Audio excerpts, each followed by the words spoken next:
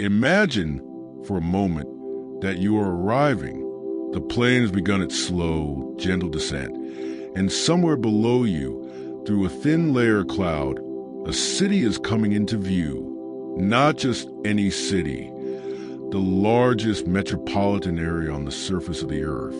A place so vast, so layered with history and quiet wonder, that people spend entire lifetimes here and still find something new waiting around the next corner.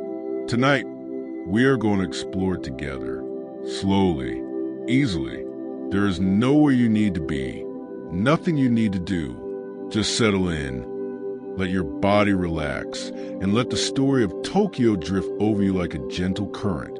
The Greater Tokyo area is the most populous metropolitan area in the world. That is not a title it holds loosely or by a narrow margin. It holds it by a tremendous distance. When researchers and geographers calculate population figures for the world's great urban centers, Tokyo sits comfortably, almost impossibly, at the top, depending on how the boundaries are drawn and which census figures are used. Somewhere between 37 and 40 million people call this metropolitan area home. 37 to 40 million. It is worth letting that number settle for a moment, because it is genuinely difficult for the human mind to fully absorb. To put it in a kind of soft perspective, that figure is larger than the entire population of Canada, larger than the entire population of California and Texas combined. And all of those people, all of that life, all of those daily routines and quiet moments and small human stories are woven into a single continuous urban fabric stretching across the Kanto plain of eastern Japan. And yet, for all its scale, Tokyo does not feel chaotic when you are inside it. That is one of the first things people notice when they arrive. They expect to feel overwhelmed, and instead, they feel something closer to order, something closer to calm. The streets are clean, the trains run on time, and there's a kind of collective patience in the air that makes the enormity of the place somehow bearable, somehow even peaceful. The administrative shape of Tokyo is something that surprises many people when they first learn about it. The Tokyo metropolis, which is actually a single administrative unit, a kind of hybrid between a city and a prefecture, is made up of 23 special wards, 26 cities, 5 towns, and 8 villages. Those 23 special wards are perhaps the most well-known part. Places like Shibuya, Shinjuku, Asakusa, Ginza. These names carry enormous cultural weight, and each one of them is technically its own ward, its own distinct administrative unit with its own local government and character. But beyond those famous central wards, there are dozens of smaller cities and towns spreading westward into the hills, places with their own rhythms and identities that most visitors never see.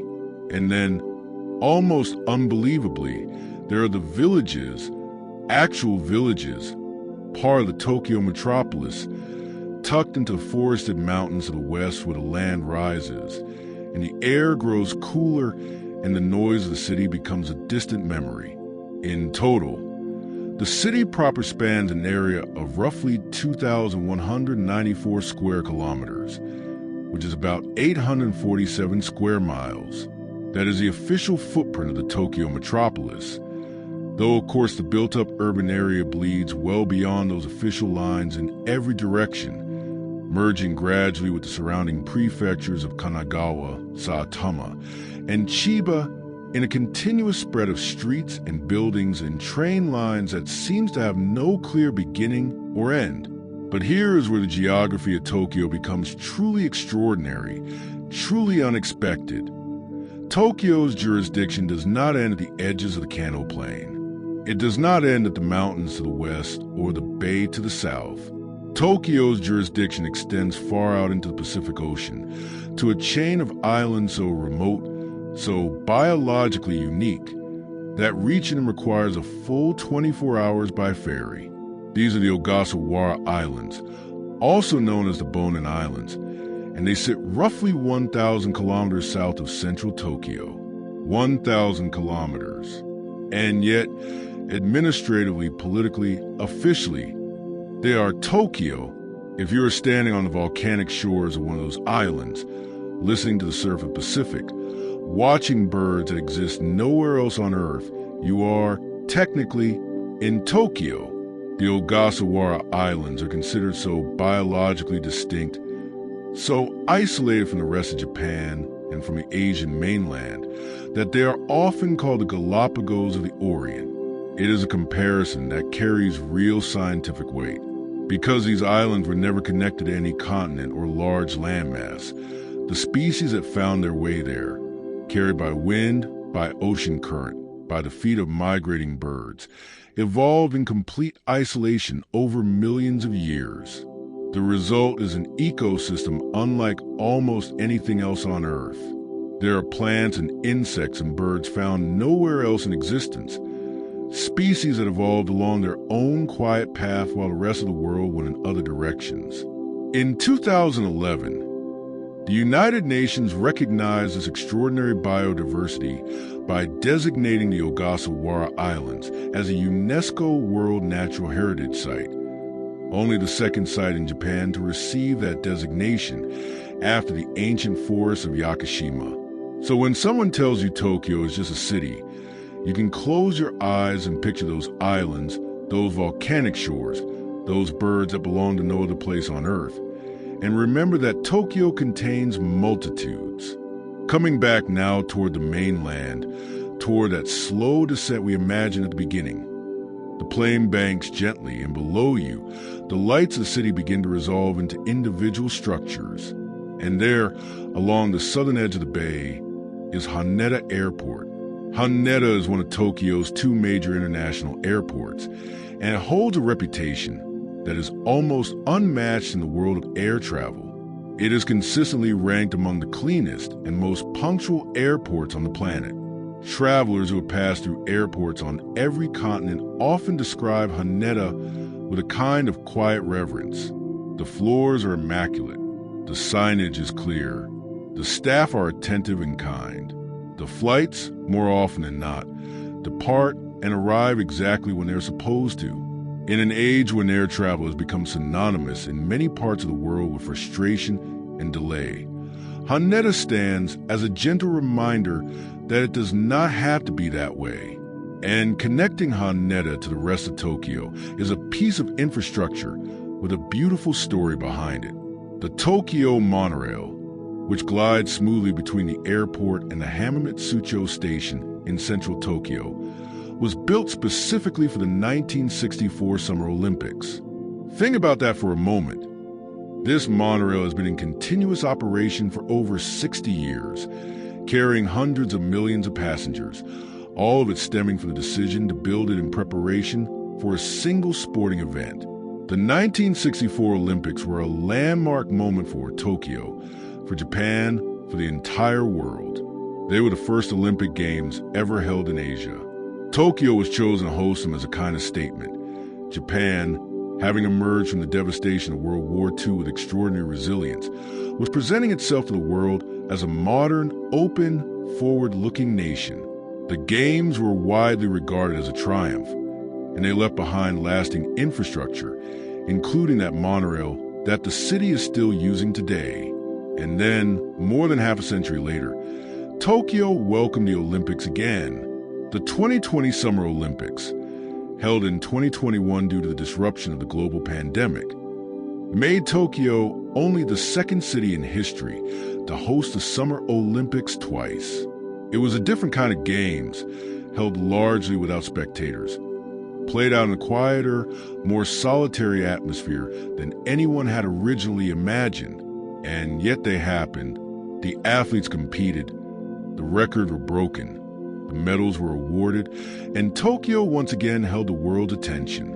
On the days when the air is clear, and there are more of those days now than there used to be, thanks to decades of environmental effort, something remarkable becomes visible from Tokyo's tallest buildings and observation decks. Rising above the horizon to the southwest, perfectly symmetrical, capped with snow for much of the year, is Mount Fuji.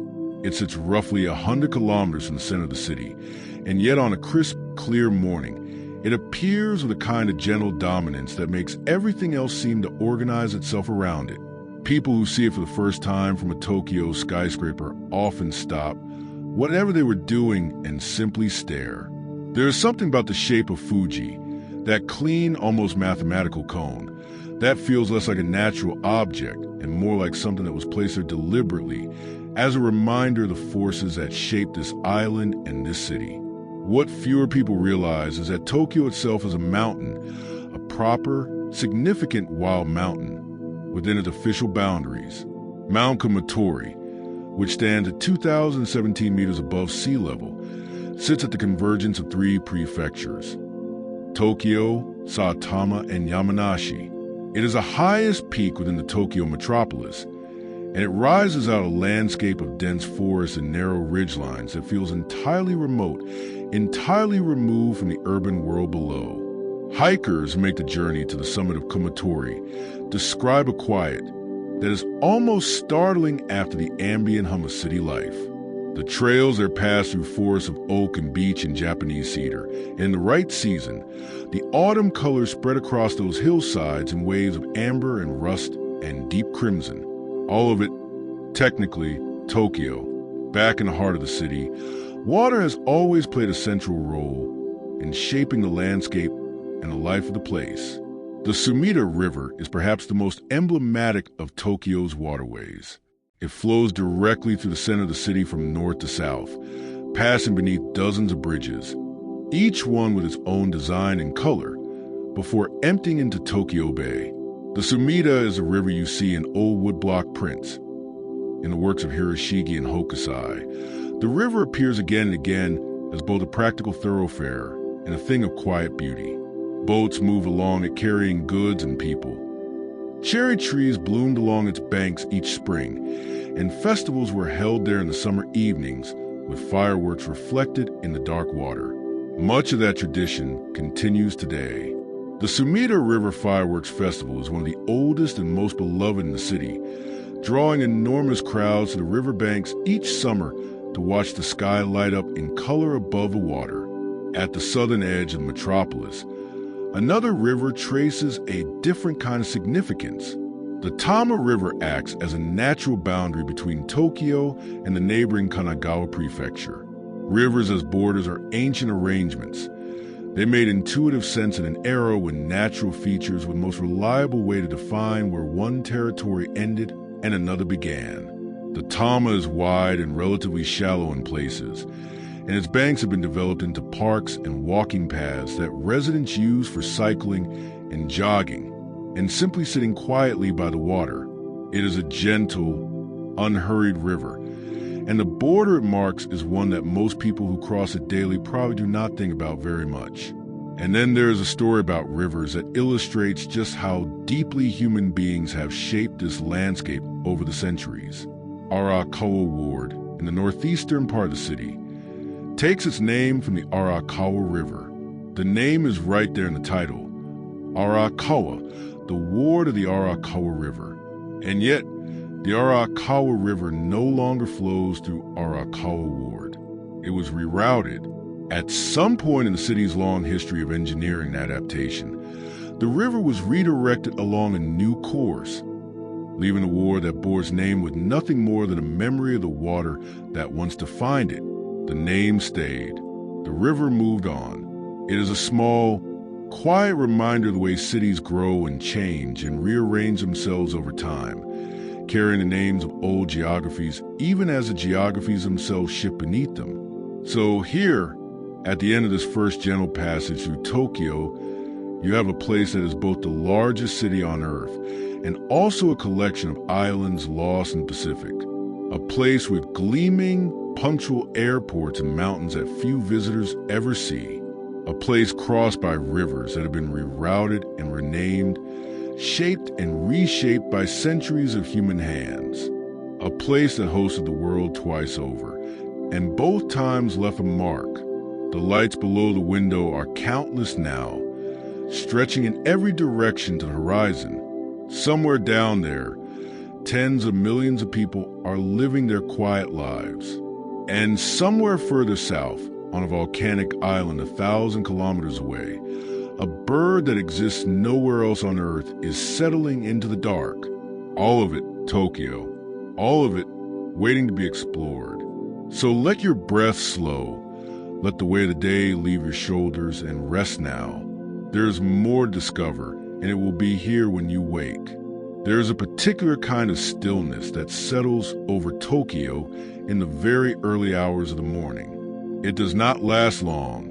The city does not allow it to last long, but for a brief window of time, somewhere between 3 and 5 in the morning, the streets grow quiet, the train lines go still, and the vast machinery of the world's largest metropolitan area takes a breath. The platform's empty. The ticket gates stand open and unguarded. The escalators slow to a stop. And for just a few hours, the city belongs only to itself. But then, gradually, almost imperceptibly at first, something begins to shift.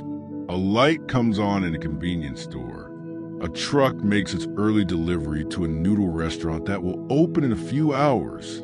A station attendant in a press uniform arrives to unlock the doors of a commuter terminal.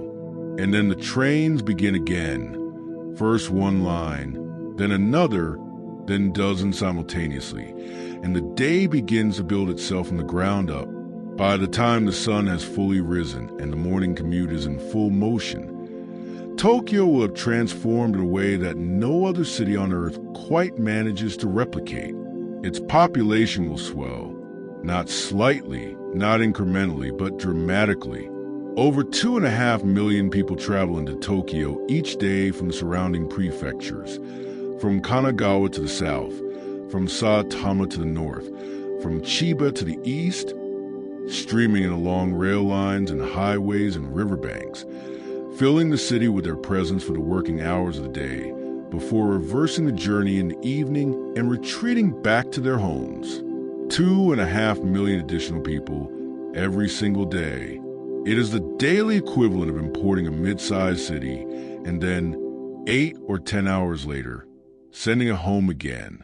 The infrastructure required to manage this movement, to absorb it and distribute it and keep it flowing smoothly, is unlike anything else in human history. And at the heart of that infrastructure is a train network of almost incomprehensible scale and complexity. Within the greater Tokyo area, there are over 100 surface train lines and subway lines operating on any given day. 100 distinct lines, each with its own route, its own schedule, its own fleet of cars, its own color on the map. They are operated by a patchwork of different companies. JR East, the Tokyo Metro, the Toei Subway, Tokyu, Keio, Odakyu, Seibu, and several others, each running their own services. And yet the whole system functions with such seamless coordination that a passenger can transfer between different operators, sometimes across multiple lines, using a single stored value card pressed briefly against a reader at the gate. To someone arriving from a city with 3 or 4 train lines, the Tokyo system map looks less like a transportation diagram and more like a piece of abstract art, a dense web of overlapping colors and intersecting lines covering every corner of the metropolitan area like a net thrown over the landscape. At the center of this web, at the point of maximum density and movement, sits Shinjuku Station. Shinjuku is, by the measurement of any credible transportation authority, the busiest train station in the world. Every single day, more than 3.5 million passengers pass through its gates, its platforms, its underground corridors, its multiple connected buildings. 3.5 million individual journeys, each one beginning or ending at this single point. The station itself has over 200 exits. Some sources say closer to 250, depending on how you count the various connecting passages and sub-entrances. And its layout is so intricate, so layered with underground corridors and multiple levels and connecting passages to shopping malls and department stores and neighboring buildings, that first-time visitors are routinely bewildered by it. There are people who have lived in Tokyo for years who will freely admit that they still occasionally take a wrong turn inside Shinjuku Station. And yet, for the millions of people who use it daily, it is simply routine. They move through it without thinking, navigating by memory and instinct, finding their platform with the unconscious ease of long familiarity. Among the many lines that thread through Tokyo, the Yamanote line holds a special place. It is the Great Loop Line, the circular rail service that traces an oval around the inner core of the city, connecting the major hubs Shinjuku, Shibuya, Harajuku-Yoyogi, Ebisu, Osaki, Shinagawa, Tokyo, Ueno, Akihabara, in a continuous circuit that runs every few minutes throughout the day. The Yamanote line alone, just a single loop, carries more passengers on a daily basis than the entire London Underground. The entire Underground, all of its lines, all of its stations, all of its centuries of engineering history, carries fewer people in a day than this one Tokyo loop. It is a figure that requires a moment of quiet contemplation, because it says something profound not just about the scale of Tokyo's transit network, but about the density of human activity that the city sustains on an ordinary Tuesday morning. And running all of this on time, running it with precision that the rest of the world's transit systems can only regard with a mixture of admiration and bewilderment, is something that Tokyo's rail operators treat as a non-negotiable standard. Tokyo's trains are famous worldwide for their punctuality. And when people say famous, they mean it in a very literal sense. Train delays in Tokyo are not measured in minutes. They are measured in seconds. An arrival that is 1 minute late is considered a delay worthy of acknowledgement. An arrival that is 5 minutes late is considered a significant incident requiring a formal apology.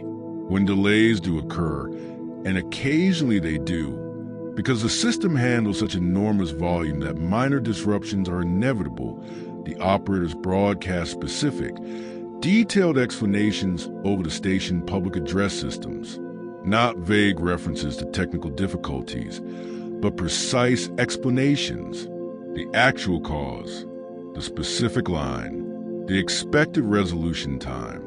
And when the disruption was caused by something serious enough to make passengers noticeably late to work, the train company sometimes issue certificates, official delay certificates, that commuters can present to their employers as documentation. The document itself carries a kind of matter-of-fact dignity.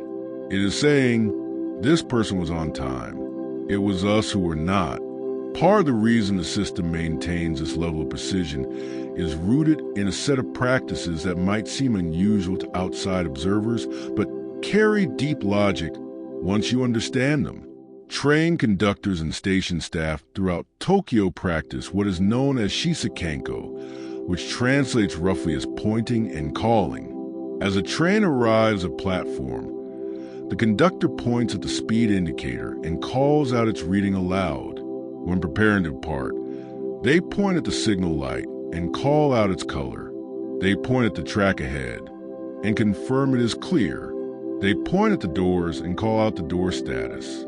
Each action is paired with both a physical gesture and a spoken word, engaging the body and the voice simultaneously to reinforce the mind's attention. It might look, to someone watching from the platform, like a kind of private ritual. And in a sense, it is a ritual designed to interrupt complacency, to prevent the kind of drift that happens when an experienced professional has performed the same action 10,000 times and begins to do it on autopilot. Research has shown that the practice genuinely reduces errors. It has been studied and adopted in modified forms by industries far beyond rail transport, in hospitals, in aviation, in nuclear facilities. Tokyo's train drivers have been practicing it quietly and faithfully for decades. And then there's the matter of the rush hour itself. Tokyo's peak commuting hours, primarily from around 7:30 to 9 in the morning, produce a level of passenger density on certain lines that staggers the imagination. Trains on the busiest corridors regularly operate at levels of capacity that would be considered extreme, at times reaching well above 180% of design capacity. The physics of fitting that many human bodies into a train car are, frankly, formidable. And for many years, certain stations employed a solution that has become one of the most iconic and widely reported details in all of Japanese commuting culture.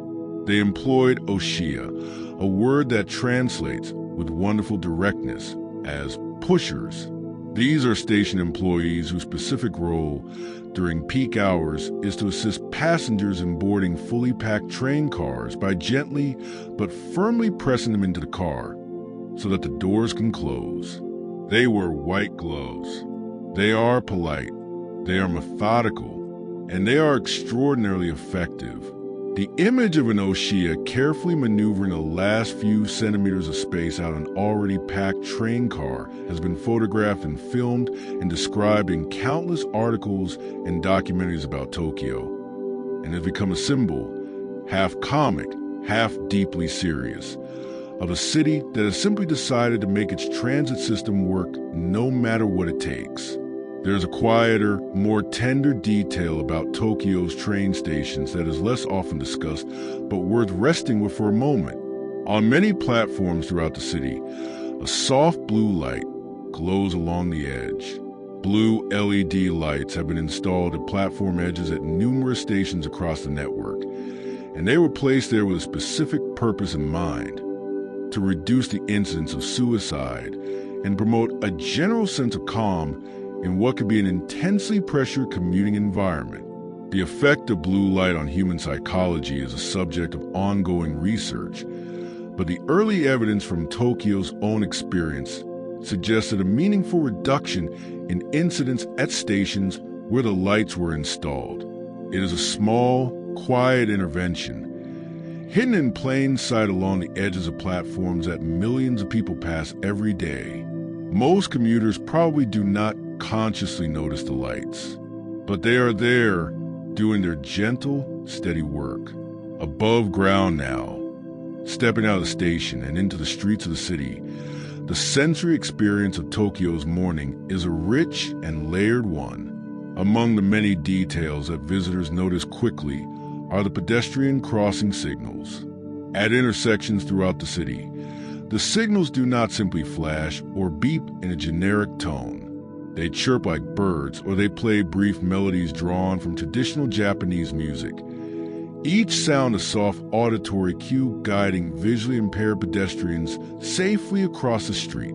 Different tones often indicate different crossing directions, so that even without sight, a person can orient themselves to the intersection and know which way is safe to walk. It is a system of sound design embedded into the infrastructure of the city, and it gives Tokyo streets a musical undercurrent that people sometimes describe as one of the things they remember most vividly after visiting. A city that sings quietly to help its people find their way. And if there is one place in Tokyo where the morning rush reaches its most theatrical and astonishing expression, it is Shibuya Crossing. Located just outside the south exit of Shibuya Station, where several roads converge at a wide intersection, this crossing operates on a system where all vehicle traffic is halted simultaneously and pedestrians are allowed to cross in every direction at once, diagonally, straight across, corner to corner. When the signal changes, the crowds that have been pooled at every edge of the intersection pour into the space together. And for the duration of that single light cycle, the crossing becomes a sea of movement. At peak times, during the morning rush, during the after-work surge, during the long, busy evenings of the weekend, as many as 3,000 people can cross during a single light change. 3,000 human beings moving through a single intersection in the space of roughly 60 to 90 seconds. The crossing has been filmed from above, and the footage is something almost hypnotic to watch. All those individual paths weaving through each other without collision, a kind of spontaneous, unrehearsed choreography. It is widely considered the busiest pedestrian intersection in the world, And every day it performs this quiet miracle of mass movement dozens of times over. And just steps from that crossing, outside one of the exits of Shibuya Station itself, there's a bronze figure that has become one of the most beloved landmarks in the entire city. It is a statue of a dog, an Akita, to be precise, depicted in the posture of patient attention, head slightly raised, ears alert, body perfectly still in the way of a dog that is waiting for something. His name was Ichiko, and his story is one of the most enduring and quietly heartbreaking in all of Tokyo's long history. Hachiko belonged to a professor named Ueno Haitsubiro, who commuted daily from Shibuya Station. Each morning, Hachiko would accompany his owner to the station. Each afternoon, he would return to wait for the professor's train. In 1925, the professor suffered a cerebral hemorrhage at the university and died without ever returning to Shibuya Station. Hachiko returned to the station the following day to wait, and the day after that, and the day after that, for 9 years, until his own death in 1935. Hachiko appeared at Shibuya Station every single day and waited, with the complete fidelity of an animal that had never been given a reason to believe the waiting would not eventually be rewarded. Commuters and station workers came to know him. They brought him food and looked after him. The story spread, first through Tokyo and then throughout Japan, and Hachiko became a symbol of loyalty so pure it transcended his own small life. The statue erected in his honor outside the station has been a meeting point for friends and lovers and strangers for generations. To say, "Meet me at Hachiko," in Tokyo is as clear and as warm a direction as any you can give. Not everyone in Tokyo makes this morning journey by train. Of course, bicycles play a significant and often underappreciated role in the city's daily movement. Vast numbers of people cycle to train stations, to shops, to schools and offices, and the infrastructure built to accommodate this has produced one of the more quietly astonishing solutions to an urban problem.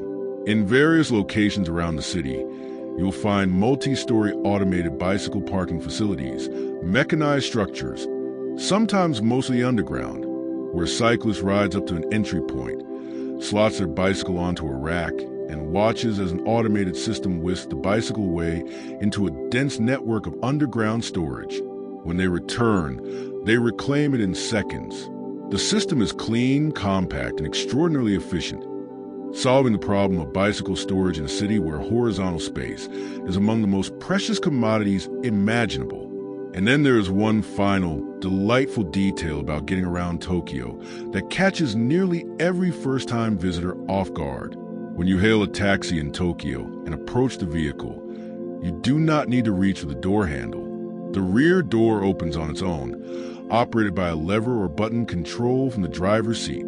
And when you are ready to get out, it closes the same way, automatically, quietly, with the same gentle precision that seems to govern so much of daily life in this city. No fumbling, no slamming, just a door that opens and closes as if the taxi itself is extending a small courtesy, a brief and wordless gesture, welcome and farewell, repeated 1,000 times a day across the streets of the largest city on earth. So now the morning is fully underway. 3.5 million people have passed through Shinjuku Station.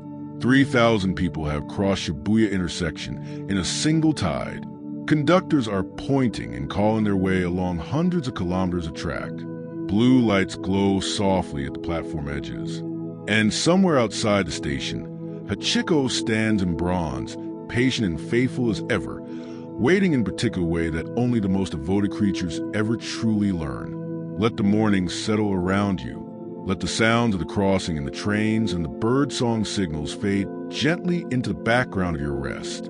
You are warm and still, and Tokyo is moving quietly all around you, doing what it has always done, carrying its people carefully and precisely from one part of the day to the next. To truly understand a place, you have to go back to the beginning, not the beginning of its fame or the beginning of its modernity, or the beginning of the particular version of it that the world has come to recognize, but to the very earliest point, the quiet, unremarkable origin from which everything else eventually grew. For Tokyo, that origin is almost impossible to reconcile with what the city has become. Because before there were skyscrapers and bullet trains and crossing intersections with 3,000 people surging through them at once. Before there were subway maps that looked like abstract art and automated bicycle parking and bronze statues of faithful dogs. Before any of that, there was a small fishing village on the edge of a bay. It was called Edo, and for a very long time, it was nothing in particular. A modest settlement of fishermen and farmers at the mouth of a river, surrounded by marshy flatlands and low hills, looking out over a bay that was wider and shallower then than it is today. Nothing about its early geography suggested that it would one day become the center of the world's largest urban area. Nothing about those first quiet centuries of existence hinted at what was coming. Edo was simply a place where people lived close to the water, as people have always done, taking what the sea offered and building small lives in the shelter of the land. While Edo remained a fishing village, the true political and cultural heart of Japan was located far to the southwest, in a city called Kyoto. Kyoto had served as the imperial capital of Japan for over 1,000 years, more than a millennium during which the emperor resided there. The great temples and palaces were built there.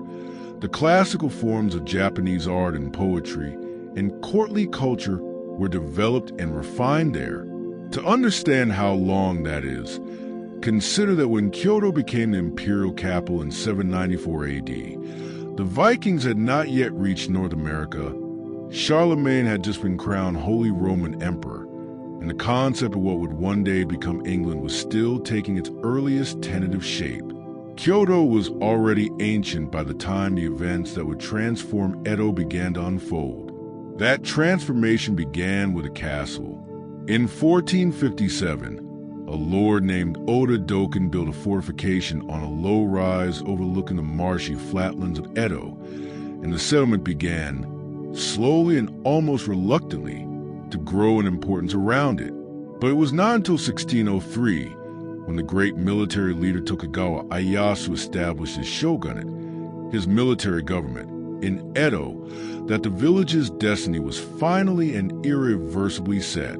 The Tokugawa shogunate would rule Japan from Edo for over 250 years. This era, known as the Edo period, was one of the most remarkable in Japanese history, a long stretch of relative peace and stability, of internal development and cultural flourishing, deliberately sealed off from most of the outside world by a policy of near total isolation. Foreign trade was strictly limited. Travel in and out of Japan was tightly controlled. The country turned inward, and in doing so, developed a culture of extraordinary depth and distinctiveness. And at the center of all was Edo, growing year by year, decade by decade, drawing people from every corner of Japan, merchants, craftsmen, servants, samurai, monks, artists, laborers, entertainers, all of them pulled toward the seat of the shogun's power. By the 18th century, something extraordinary had happened.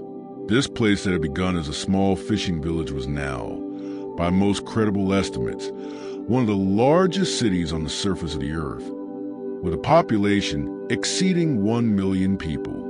1 million people in a city in the early 18th century is a figure almost without parallel in the pre-modern world. London at the same period had perhaps 600,000 or 700,000. Paris was smaller still. Edo had become a metropolis before the word metropolis had fully come to mean what it means today. Life in that great Edo was layered and complex and shot through with the particular textures of its time. The city was divided by class and occupation, and neighborhood in ways that shaped its physical geography in lasting ways. One of the more haunting examples of this is the way the proximity of execution grounds affected the development of certain areas of the city. In Edo period Japan, executions were public and deliberate in their placement. They occurred at specific sites on the edges of the city, and the ground around those sites was considered cursed, spiritually contaminated by the weight of death and punishment. Neighborhoods near execution grounds carried a stigma that affected property values, social hierarchies, and the kinds of people who settled there. The legacy of those spatial judgments, that geography of spiritual unease, shaped how certain parts of the city developed for generations afterward, leaving traces in the urban fabric that historians can still trace today. And while the great drama of the shogun had played out in the castle at the heart of Edo, elsewhere in the city quieter forms of continuity were being maintained.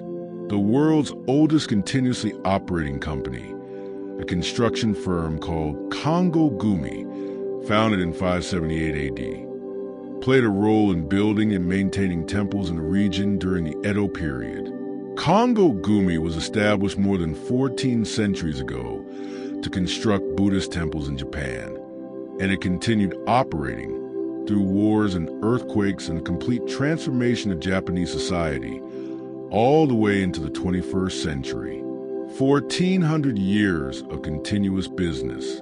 The company eventually became a subsidiary of a larger construction group in 2006, but its history stands as one of the most extraordinary examples of institutional continuity in recorded human history.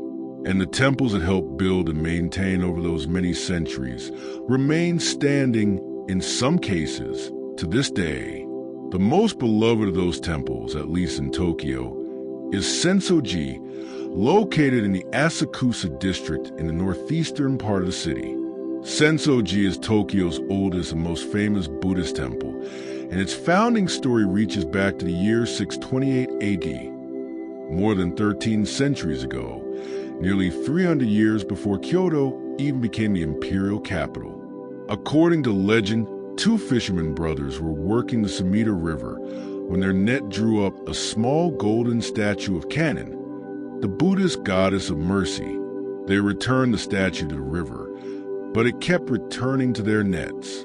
A local village chief, recognizing the sacred nature of the object, enshrined it, and the temple that grew around that original act of devotion became Sensoji, the great Kaminaraman Gate, the Thunder Gate, with its enormous red lantern hanging between two fierce guardian deities, is one of the most photographed images in all of Japan. The long shopping street that leads from the gate to the main hall, lined with stalls selling street food and traditional crafts and souvenirs, has been welcoming pilgrims and visitors for centuries. The temple complex itself has been destroyed and rebuilt multiple times over those 1,300 years, by fire, by earthquake, by the bombs of the Second World War. And each time it has been reconstructed with the same quiet fidelity to its original form, as if the city cannot imagine itself without it. The world that produced Sensoji and Edo Castle and the great merchant culture of the Tokugawa period came to an abrupt end in 1868, in the series of political upheavals known collectively as the Meiji Restoration. The last Tokugawa shogun surrendered his authority. The emperor was restored to direct political power for the first time in centuries, and Japan set itself on a course of rapid modernization that would transform the country within a generation. As part of this transformation, the emperor relocated from Kyoto to Edo, and the city was renamed. It became Tokyo, a name composed of two characters meaning Eastern Capital. The geography of power in Japan had shifted permanently and decisively from west to east. The renaming was a clear statement of intent, but there is a quietly fascinating footnote to it. In the early years of the Meiji period, there was uncertainty even about how to read the new name aloud. The characters that compose Tokyo can be pronounced in more than one way in Japanese, and for a time, an alternative reading, Tokiai, was used alongside what became the standard pronunciation. Maps and official documents from the early Meiji era sometimes carry that alternative rendering, a small linguistic artifact of a moment when even the name of the capital was still being decided. And here is something that surprises many people who think carefully about Tokyo's status. The city does not technically hold the designation of capital in any specific constitutional law. There is no Japanese law that explicitly and formally names Tokyo as the capital of Japan. The designation has been assumed inferred and accepted through practice and precedent and the gradual accumulation of governmental infrastructure, but has never been formally enshrined in a way that, say, Washington, D.C. status is defined in the American constitutional framework. Tokyo is, beyond any practical doubt, the capital of Japan. Every function of national government is conducted there. The emperor resides there. The parliament sits there. But the legal formality of that designation exists in something of quiet ambiguity, a constitutional gap that scholars occasionally note with interest and the rest of the country navigates without apparent difficulty. At the heart of modern Tokyo, where the shogun once resided in the most formidable castle in Japan, the imperial palace now stands on that same ground. Edo Castle, at its height, was an extraordinary structure, the largest castle complex in the world, by some measurements, encircled by multiple rings of moats and walls, a city within the city. The castle's main tower was destroyed by fire in 1657 and was never rebuilt, but the massive stone walls and the deep moats that surrounded it remained, and it is those walls and moats that still define the landscape of the palace grounds today. When you approach the imperial palace from the east, crossing one of the ornate stone bridges over the moat, the stone walls rise before you in their ancient solidity, enormous, slightly rough-hewn granite blocks fitted together with extraordinary precision, green with moss in places, dark with age. They feel almost geological, as if they grew there rather than being placed.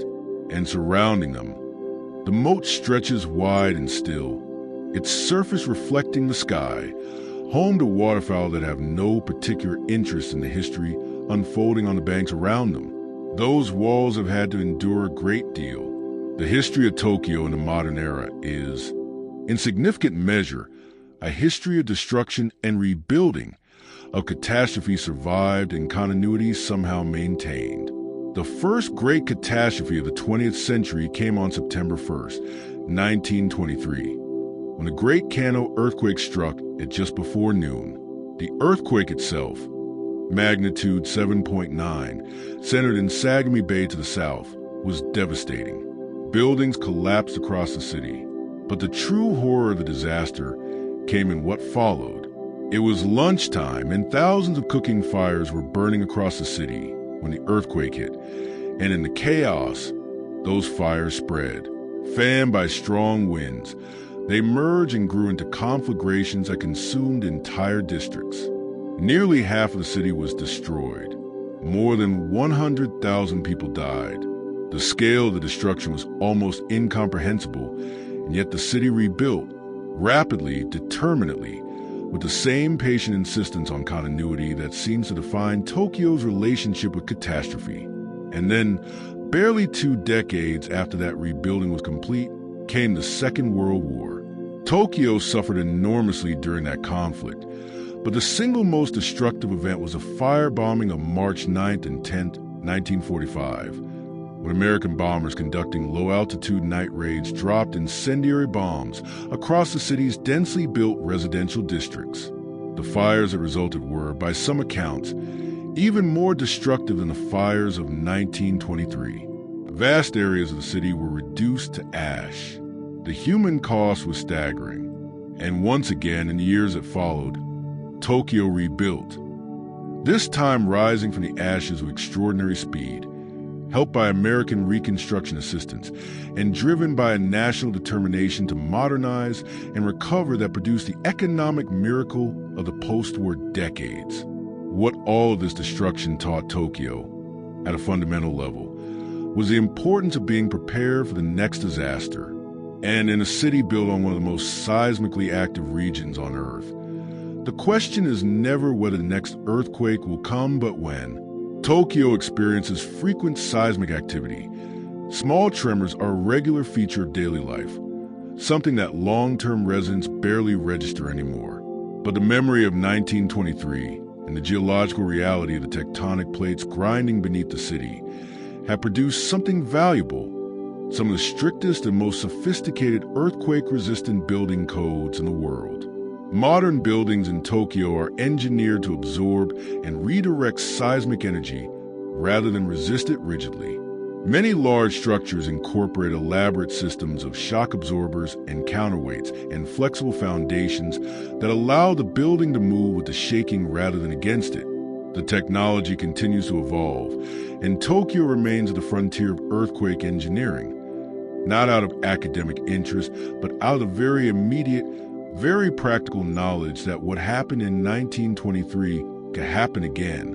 But the ground beneath Tokyo holds another kind of vulnerability, one that is less immediately dramatic than an earthquake, but no less significant. Much of the land on which the city now stands was not always land. The original coastline of Edo was much further inland than the coastline of modern Tokyo. The bay has been pushed back steadily and deliberately over centuries of land reclamation.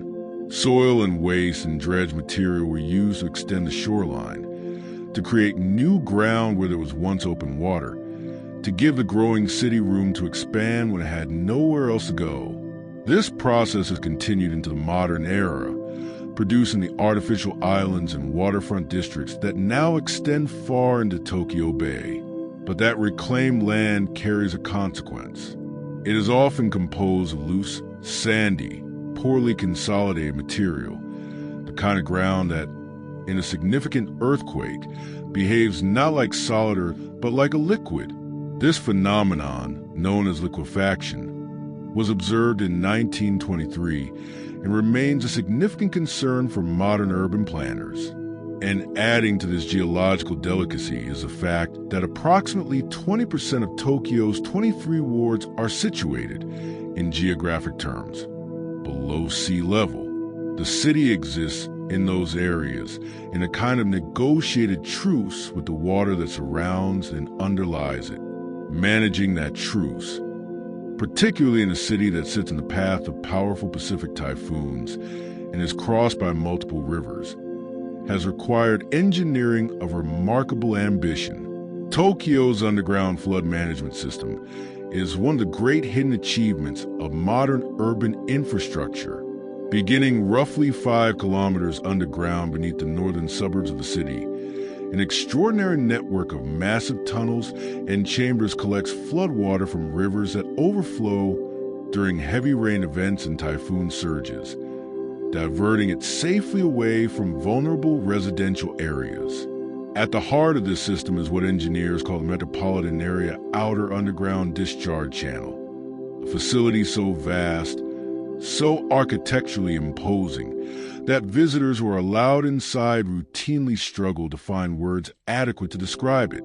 The main storage tank at the heart of the facility is supported by dozens of massive concrete pillars, each one several stories tall, each one wider than a large room. The chamber they support stretches for hundreds of meters in every direction, dimly lit, cathedral quiet, the air cool and slightly damp. It looks less like a piece of infrastructure and more like the interior of some ancient temple built by a civilization that measured its ambitions in geological time. And in a way, that is exactly what it is, a monument to a city's determination to endure, built not toward the sky but deep into the earth. Hidden from the view of the 37 million people, it quietly protects each time the rain begins to fall. So here, beneath the feet of the city that was once a fishing village, beneath the streets that were laid over reclaimed land pushed out from a bay that once came much further inland, beneath the neighborhoods that were rebuilt after fires and earthquakes and bombs, this extraordinary underground cathedral hums with quiet purpose. Tokyo is a city that has been destroyed and remade, and destroyed again, and remade once more, each time carrying forward something essential from what came before. The walls of the old castle still stand above the moat. The temple that began with a golden statue in a fishing net still receives its pilgrims.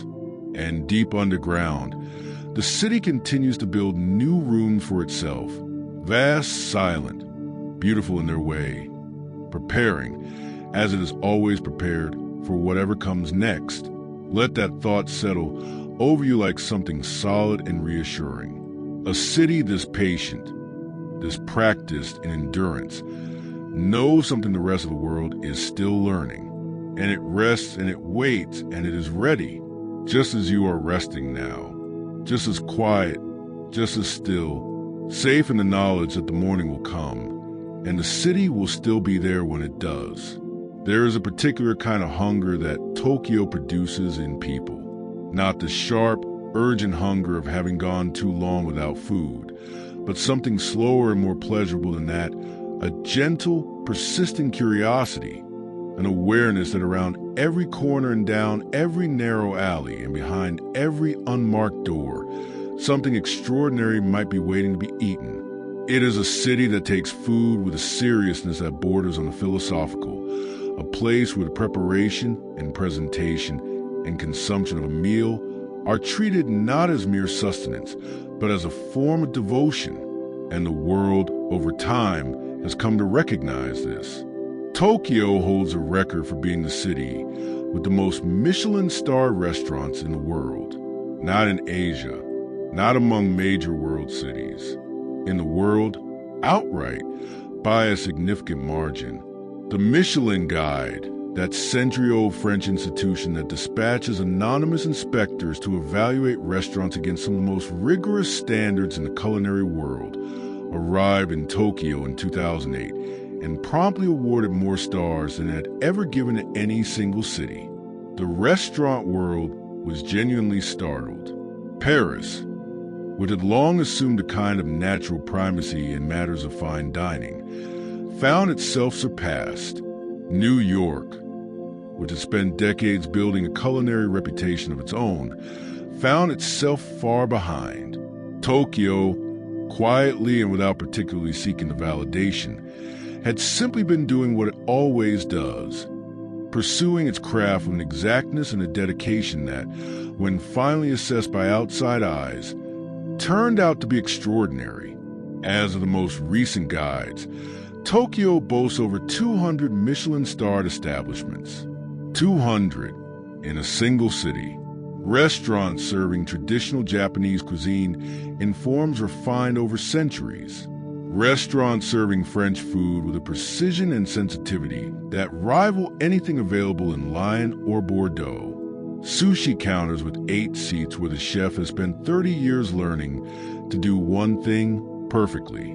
Tempura restaurants where the oil temperature and the batter consistency and the resting time of each individual piece are calibrated with the concentration of scientists. The range is vast, and the quality across that range is consistent in a way that seems almost improbable. But fine dining, for all its glory, represents only one small corner of Tokyo's relationship with food. To understand the city's true culinary character, you have to go back further, back to the water, back to the market, back to the early morning hours when the fish come in and the city begins its most primal and ancient form of commerce. For most of the 20th century, that commerce took place at Tsukiji. The Tsukiji market on the western shore of Tokyo Bay was for decades the largest wholesale fish and seafood market in the world. A roaring, chaotic, magnificently purposeful place where the night's catch from fishing boats across Japan and beyond was received, assessed, auctioned, and distributed to the restaurants and shops and homes of the city before most of its residents had finished their first cup of tea. At its peak, Tsukiji handled more than 2,000 tons of seafood on a single day. The variety was staggering. Hundreds of species of fish and shellfish and crustacean and sea vegetable, laid out in the cold pre-dawn air under fluorescent lights, while buyers in rubber boots moved between the rows with practiced eyes, evaluating and bidding and negotiating in a language of gesture and tradition that had been developing for generations. In 2018, the inner wholesale operations of Tsukiji moved to a new facility in Tosu, a purpose-built modern market on a reclaimed island further into the bay. The move was controversial. Many of the vendors and buyers and longtime observers of Tsukiji mourned the loss of the old location, with its organic chaos and its decades of accumulated atmosphere, and felt that something irreplaceable had been left behind on those old concrete floors.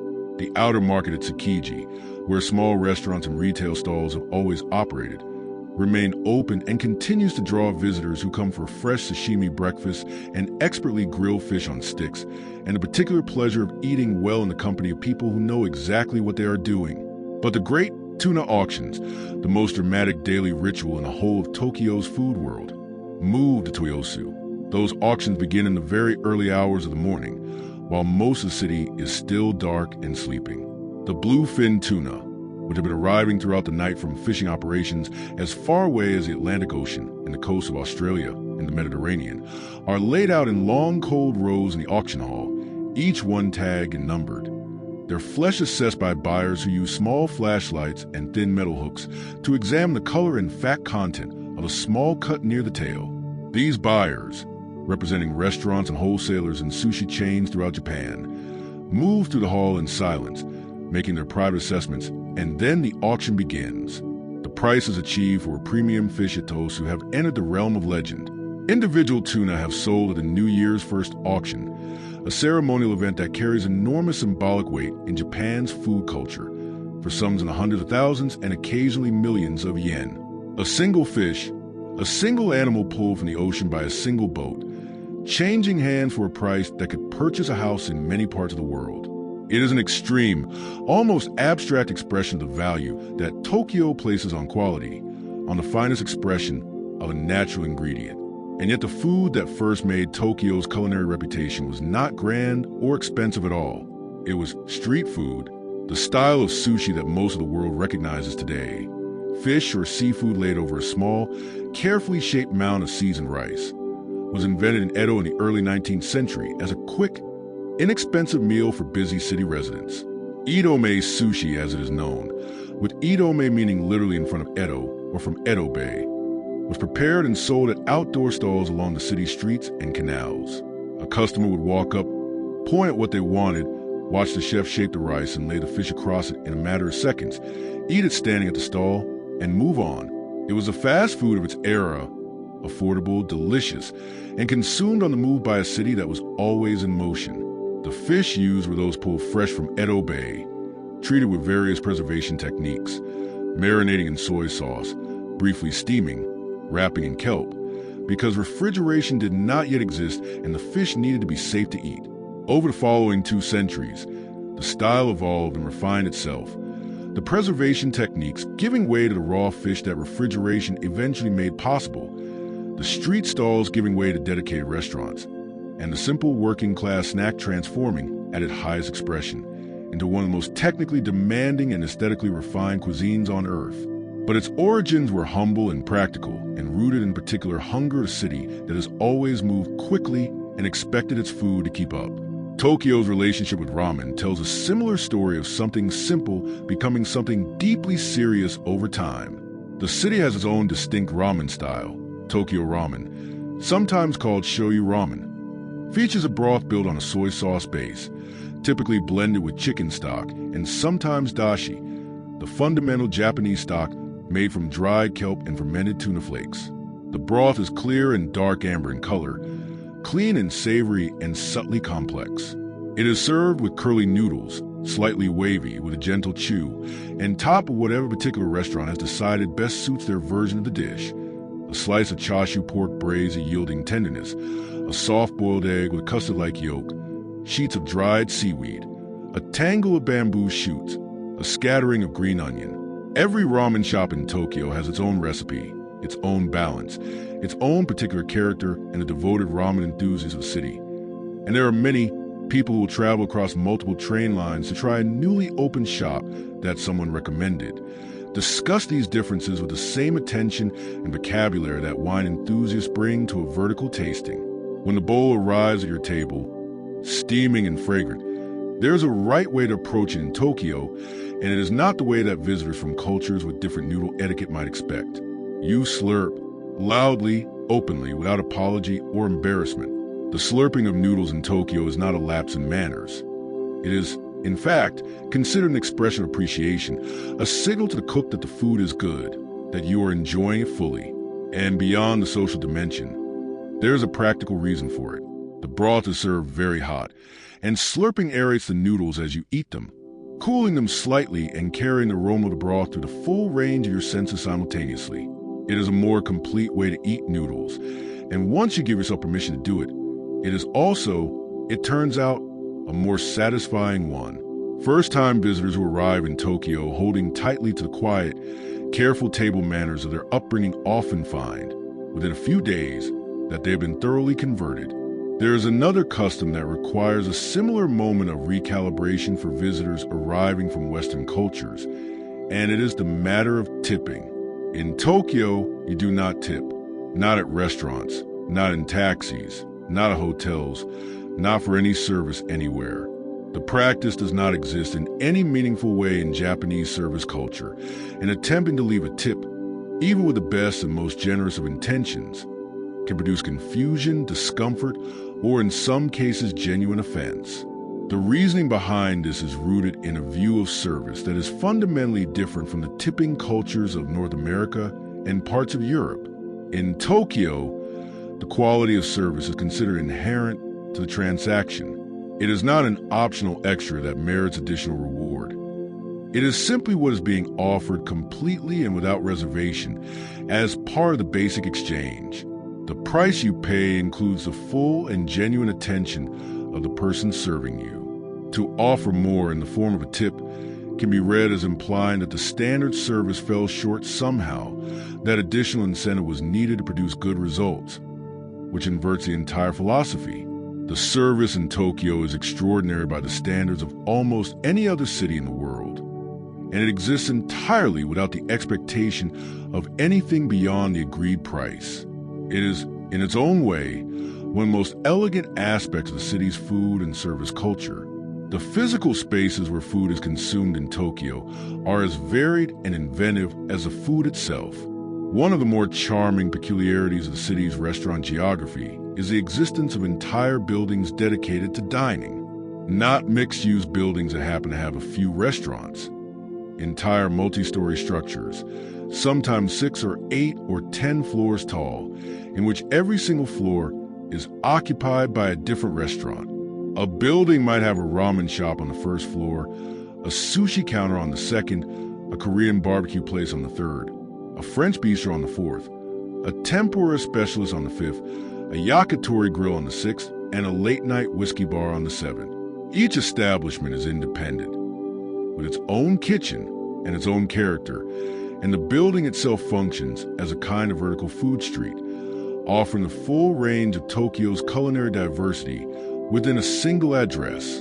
In a city where horizontal space is precious beyond calculation and the vertical dimension is a natural direction of expansion, this makes a particular kind of elegant sense, equally worth exploring. Though perhaps less immediately obvious to a visitor are the depachika, the vast food halls that occupy the basement levels of Tokyo's major department stores.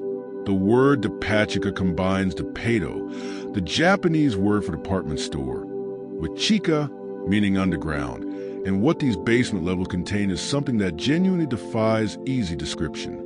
They are not food courts in any sense that the word typically implies. They are curated, beautifully presented, extraordinarily comprehensive marketplaces where dozens of independent vendors offer their best products in adjacent stalls. Prepared foods, fresh produce, premium packaged goods, specialty confections, regional delicacies brought from all across Japan, pastries and chocolates and traditionally made sweets and fresh sushi, and steamed dumplings and elaborate multi-tiered box meals assembled with the visual care of a jeweler arranging a display case. Walking through a depachika in one of the major department stores, in Isiden in Shinjuku or Mitsukoshi in Ginza or Takashima in Nyanbashi, is one of the great sensory experiences Tokyo offers, and is available every single day to anyone who walks through the door. Among the premium foods that Tokyo has elevated almost to the level of art objects, fruit occupies a special and somewhat astonishing place. The city is home to high-end fruit parlors and specialty produce shops where individually grown, perfectly formed pieces of fruit are sold for prices that astonish most visitors the first time they encounter them. A single Yubari king melon, a variety grown in Hokkaido with a characteristic sweetness and a perfectly uniform round shape, can sell for hundreds of dollars. A punnet of premium Amao strawberries, each very identical in size and color and perfectly shaped, commands prices that reflect not just the taste of the fruit, but the extraordinary precision of care that went into producing it. Premium Shine Muscat grapes, with their translucent green skin and honey-like sweetness, are sold in gift boxes as carefully arranged as luxury jewelry. And then there are the square watermelons, grown inside tempered glass boxes that shape them as they develop, producing fruit that is exactly cubic, designed to stack efficiently in a refrigerator and presented as a luxury gift item. The square watermelon is perhaps the most photographed symbol of Tokyo's willingness to treat even the most ordinary category of food as a candidate for reimagination, for elevation into something that exceeds mere function and becomes instead a statement about care and precision and the endless possibility of doing something a little more thoughtfully than has been done before. At the opposite end of the price spectrum, though not crucially at the opposite end of the quality spectrum, are the konbini. The convenience stores of Tokyo are a phenomenon that deserves their own careful consideration because they are unlike convenience stores anywhere else on Earth.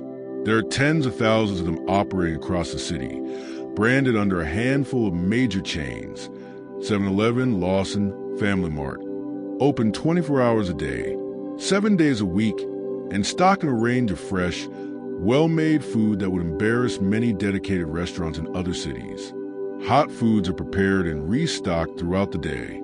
Sandwiches are made with the crust carefully removed and the fillings distributed with geometric precision.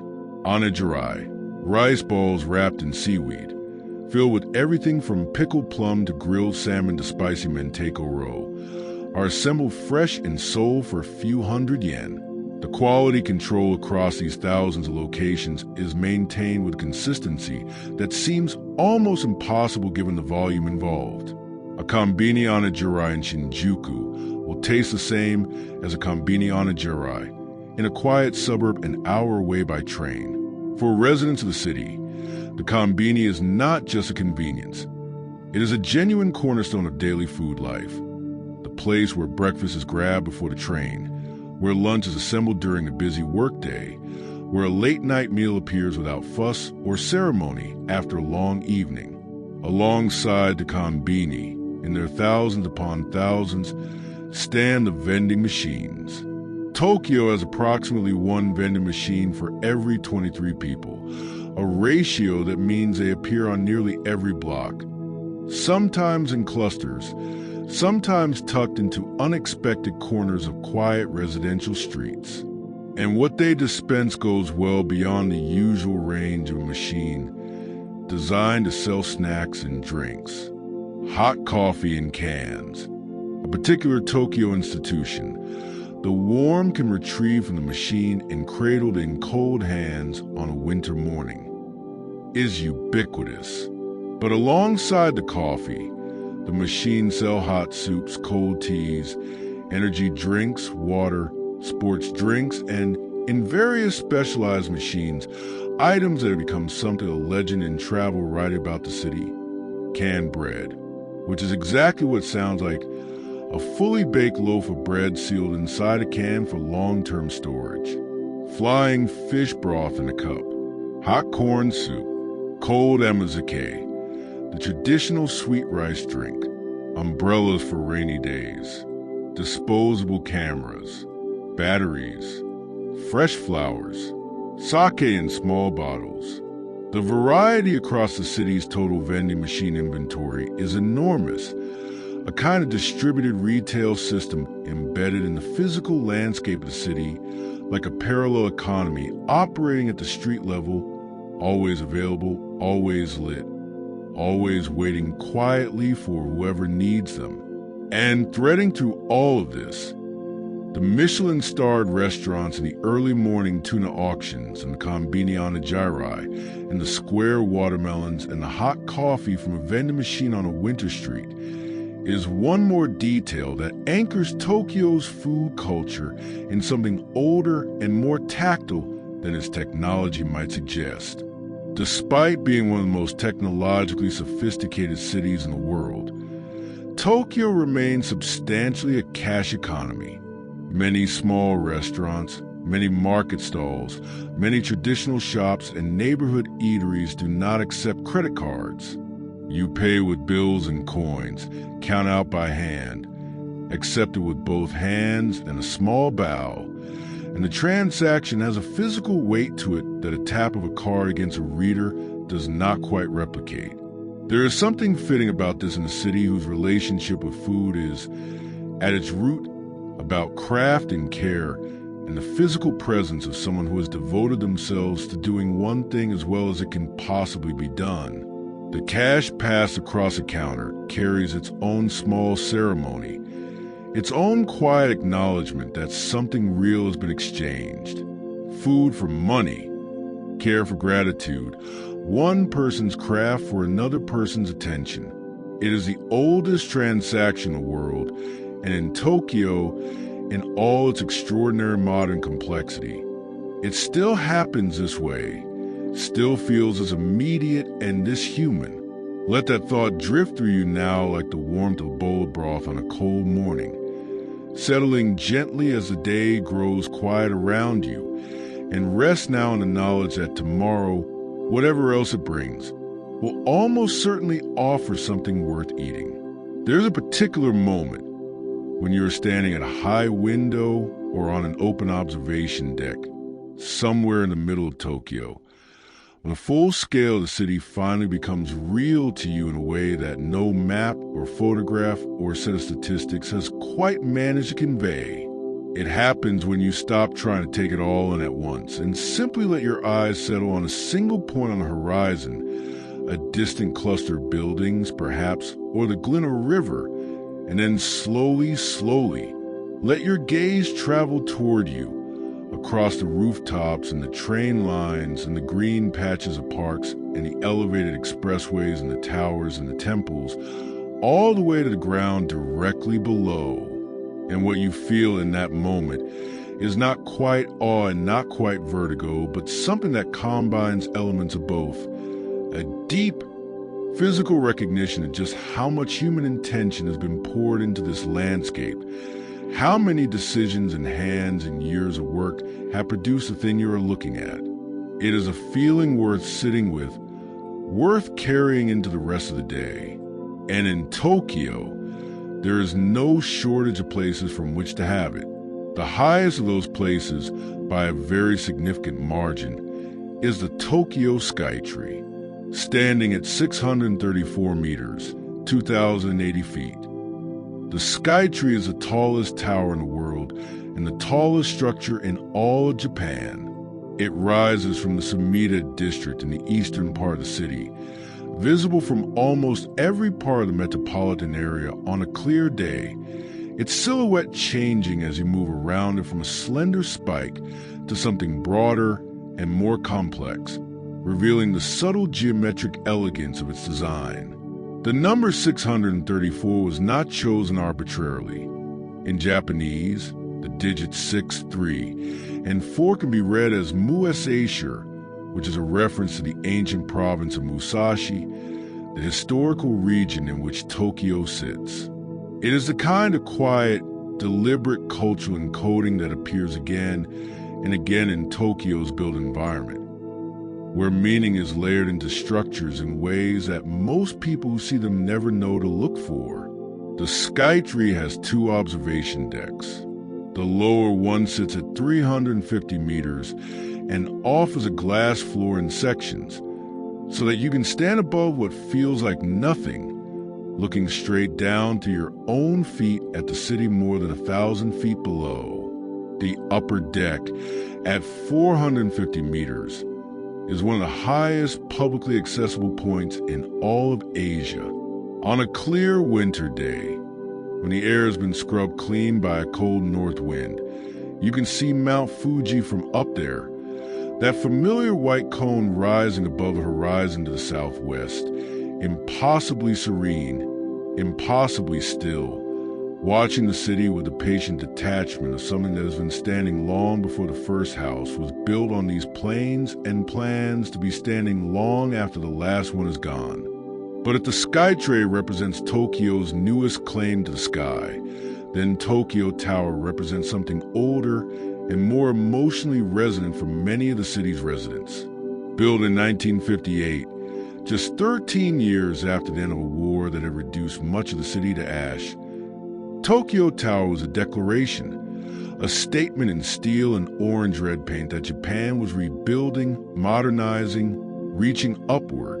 It was inspired by the Eiffel Tower in Paris, and the resemblance is immediately clear. But here's the detail that never fails to produce a small smile of quiet satisfaction in those who learn it. Tokyo Tower is actually 13 meters taller than the Eiffel Tower. The Japanese engineers, with characteristic thoroughness, studied the Parisian original, understood its design principles completely, and then made it taller. Not extravagantly taller, not ostentatiously taller, but measurably, definitively taller.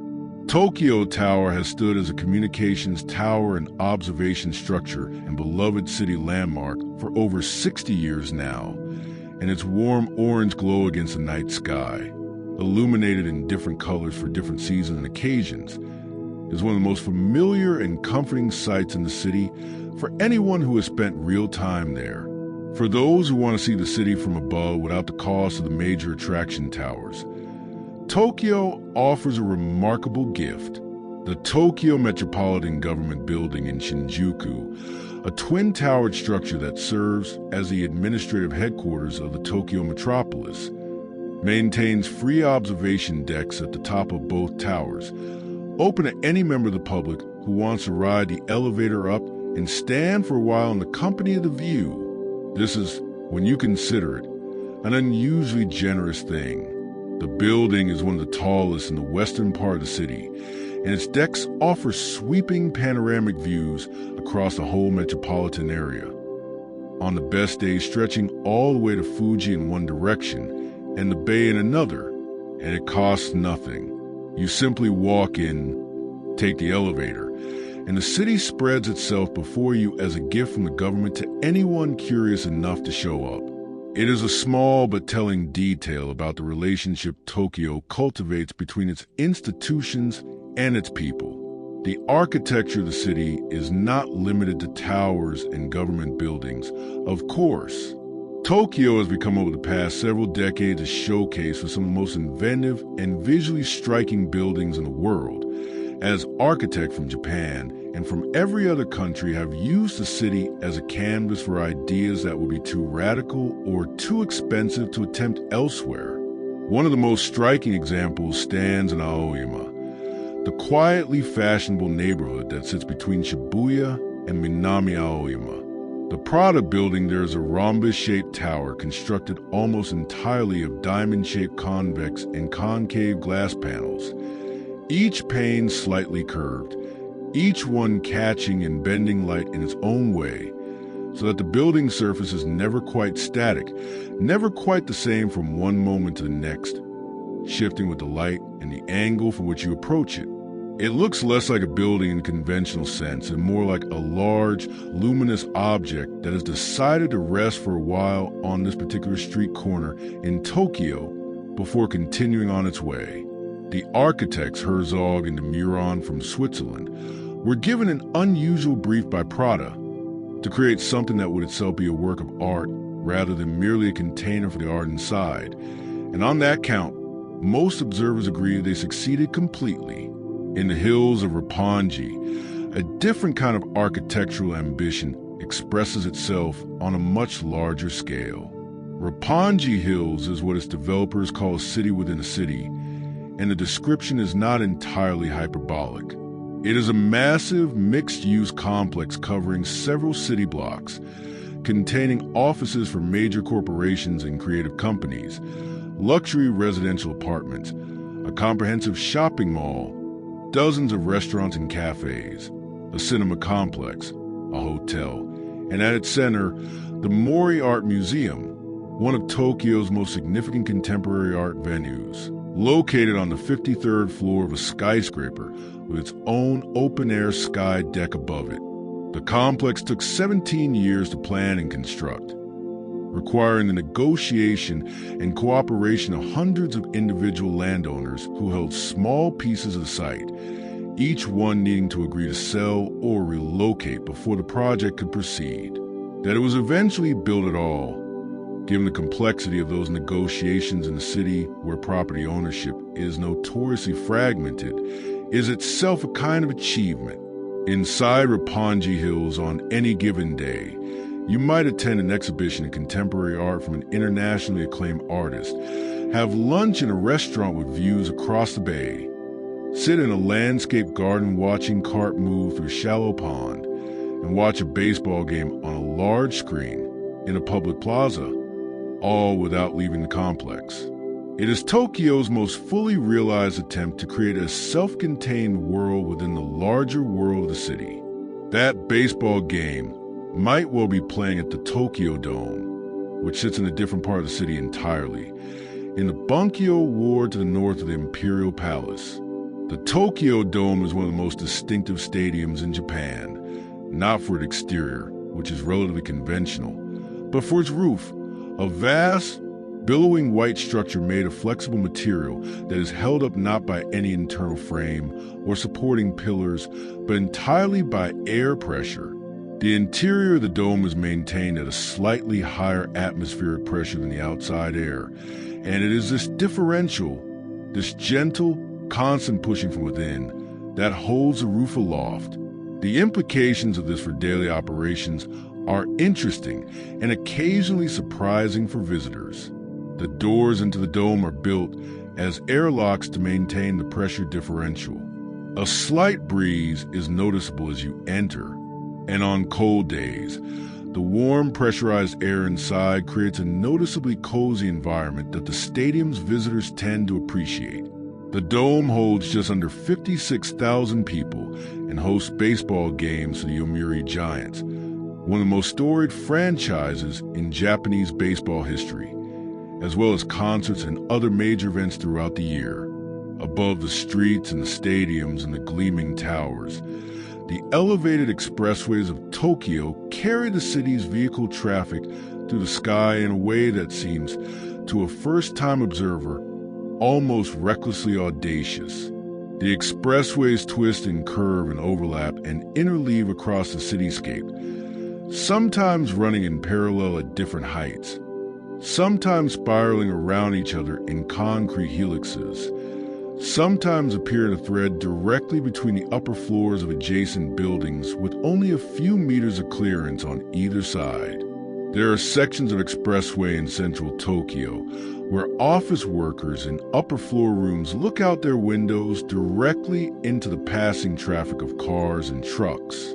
There are intersections where 3 or 4 elevated roads converge in structures of such geometric complexity that they seem to have been designed not by traffic engineers, but by abstract sculptors. The whole network has a kind of inadvertent beauty to it when seen from above, an urban nervous system, elevated and exposed, carrying the impulses of the city's daily movement in plain sight. Below all of this, at the level of individual buildings and individual blocks, Tokyo's relationship with its own built fabric is governed by a philosophy that surprises many Western observers deeply attached to the idea of preservation. The average lifespan of a residential building in Tokyo is approximately 25 to 30 years. Buildings are regularly demolished and replaced not because they have become unsafe or unusable, but because the culture accepts, even expects, that structures will be periodically renewed. There are historical reasons for this. A city that has been destroyed by earthquake and fire multiple times over the centuries develops a different relationship with permanence than a city that has been standing largely unchanged for 500 years. And there are practical reasons, too, related to evolving earthquake safety codes that regularly make older buildings substandard by new requirements. But it also reflects something deeper, something closer to a philosophical position about the relationship between past and present, about the virtue of renewal over the burden of preservation.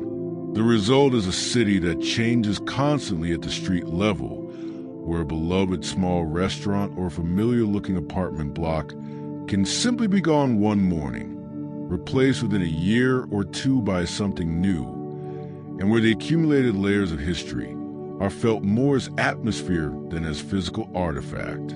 One building that embodied a particular moment in Tokyo's architectural history more completely than almost any other was a Nakajin Capsule Tower, which stood in the Shimbashi district until its demolition in 2022.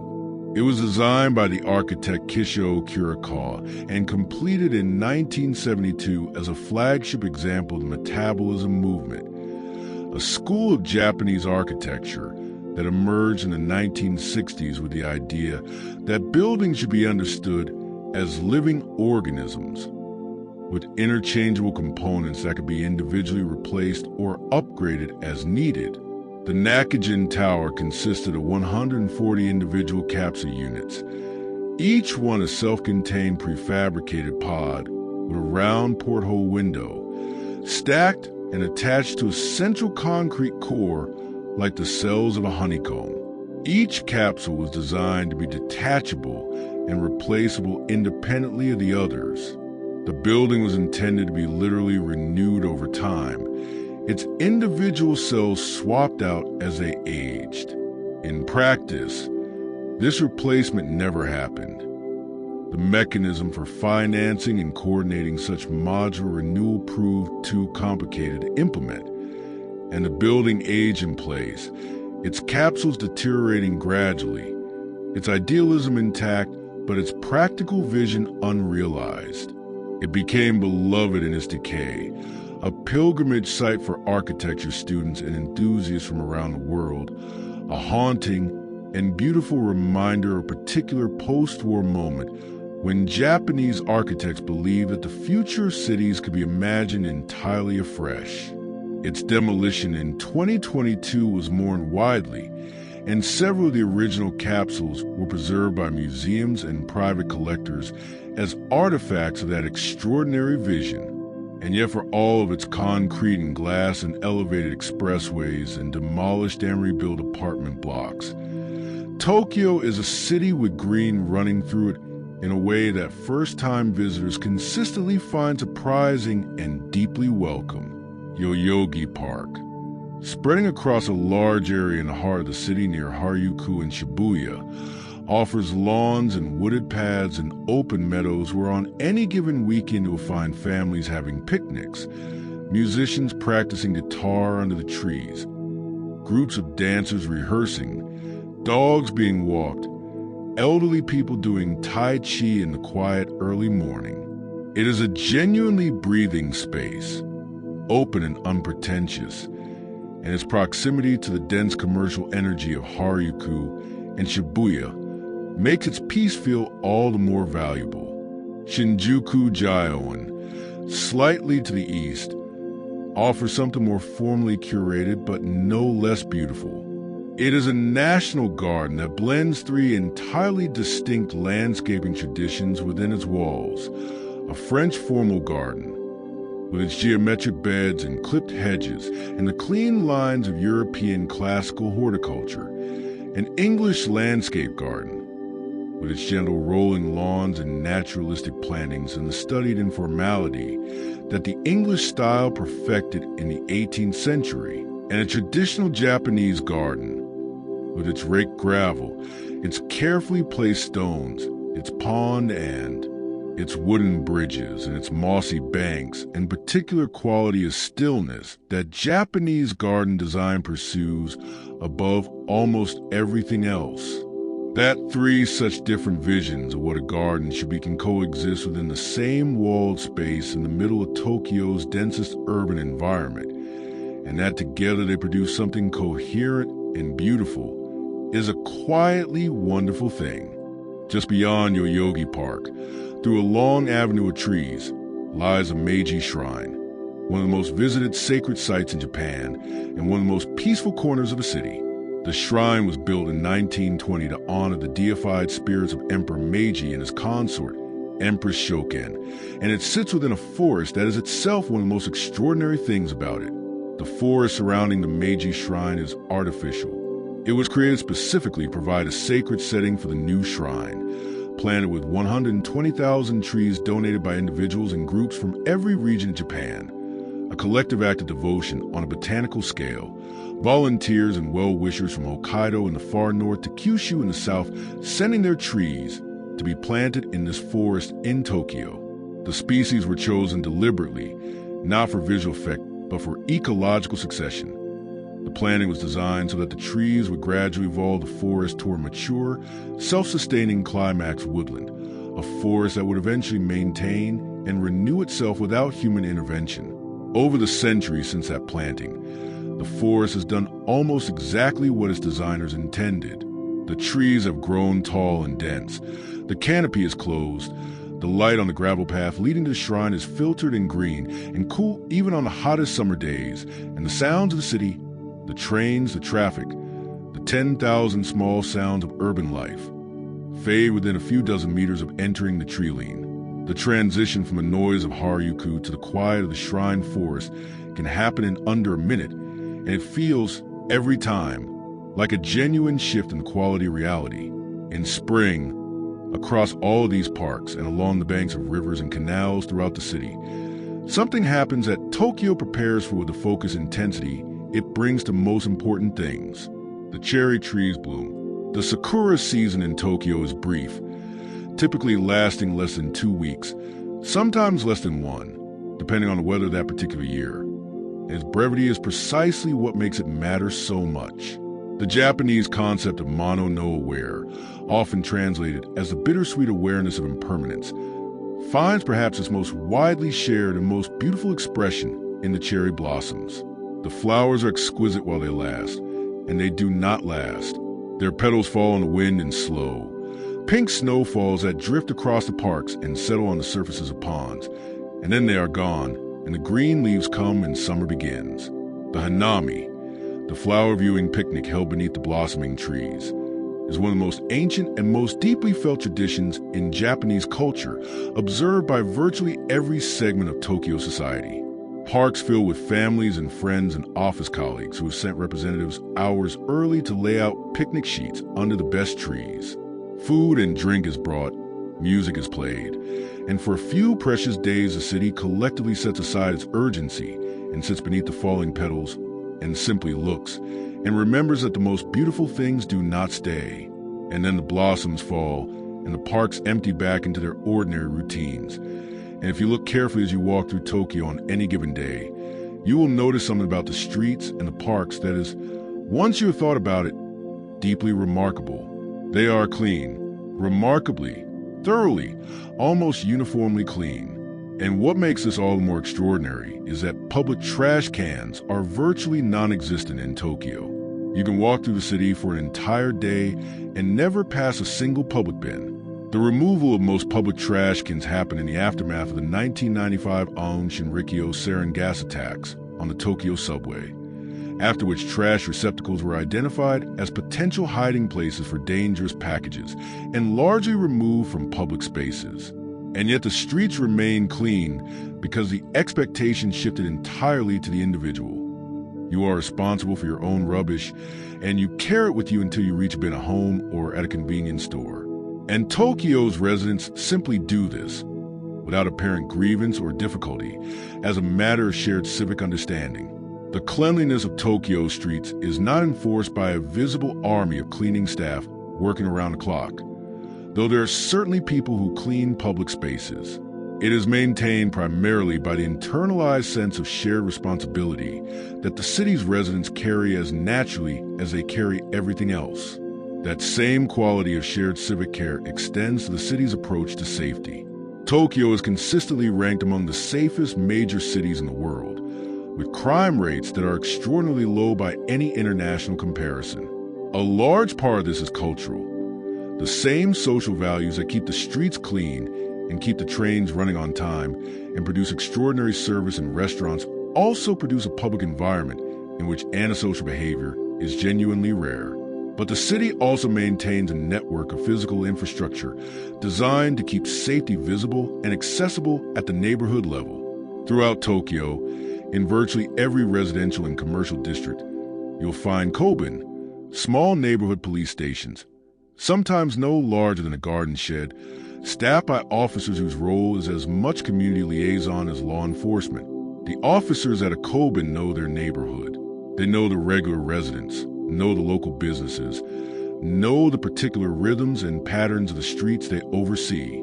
They give directions to visitors who are lost, help elderly residents find their way home, mediate minor neighborhood disputes, and maintain a steady, gentle, human presence in the fabric of daily life. They are not dramatic figures. They are simply there, consistently and reliably, part of the texture of the neighborhood, in the same way that the konbini on the corner and the small shrine at the end of the street are part of that texture, and their presence, quiet and unhurried, contributes to a city that feels, even at its most crowded and most complex, like a place that is fundamentally being looked after, a place where someone is paying attention, where someone is making sure that things are, as much as possible, all right. Let the city settle around you now in all its layered beauty. The towers lit against the night sky, the forest growing quietly around the shrine, the cherry petals drifting across the still surface of the park pond, the Koban officer nodding to a passing resident on a quiet residential street. Tokyo is enormous beyond easy comprehension, and it is also somehow intimate. It contains multitudes, and it holds them all with a kind of careful, practiced grace. Rest now in the comfort of that. The city is clean and safe and green in ways you might not have expected, and it is watching over itself and all who move through it, just as quietly and just as steadily as it always has. Every city has a public face, and a private one. The public face is what appears in the photographs, the skyline, the famous crossing, the cherry blossoms, the temples. The private face is harder to find and harder to describe, because it lives in the details, in the small and sometimes bewildering specifics of daily life that don't make it onto the postcards, but that, once encountered, stay with you longer than any landmark. Tokyo is one of the most richly peculiar private faces of any city on Earth. It is a place that takes its own strangeness seriously, that has institutionalized its eccentricities with the same thoroughness it brings to everything else, and that manages, somehow, to be simultaneously the most orderly and the most delightfully unexpected place most people will ever visit. Tonight, we are going to spend some time in that private Tokyo, the Tokyo of the unusual and the inventive and the quietly, magnificently odd. And as we move through it together, slowly and without any particular urgency, you might find that the city's strangeness begins to feel less like something foreign and more like something familiar, more like the particular shape that human creativity takes when it is given enough people and enough pressure and enough time and then simply left to find its own solutions. We begin, as so many explorations of Tokyo's cultural life do, in Ueno. Ueno Park is one of the great public spaces of the city, a large, tree-filled common in the northeastern part of the inner wards, home to a zoo, several temples and shrines, a concert hall, a number of smaller museums, and in spring, some of the most beloved cherry blossom viewing spots in all of Tokyo.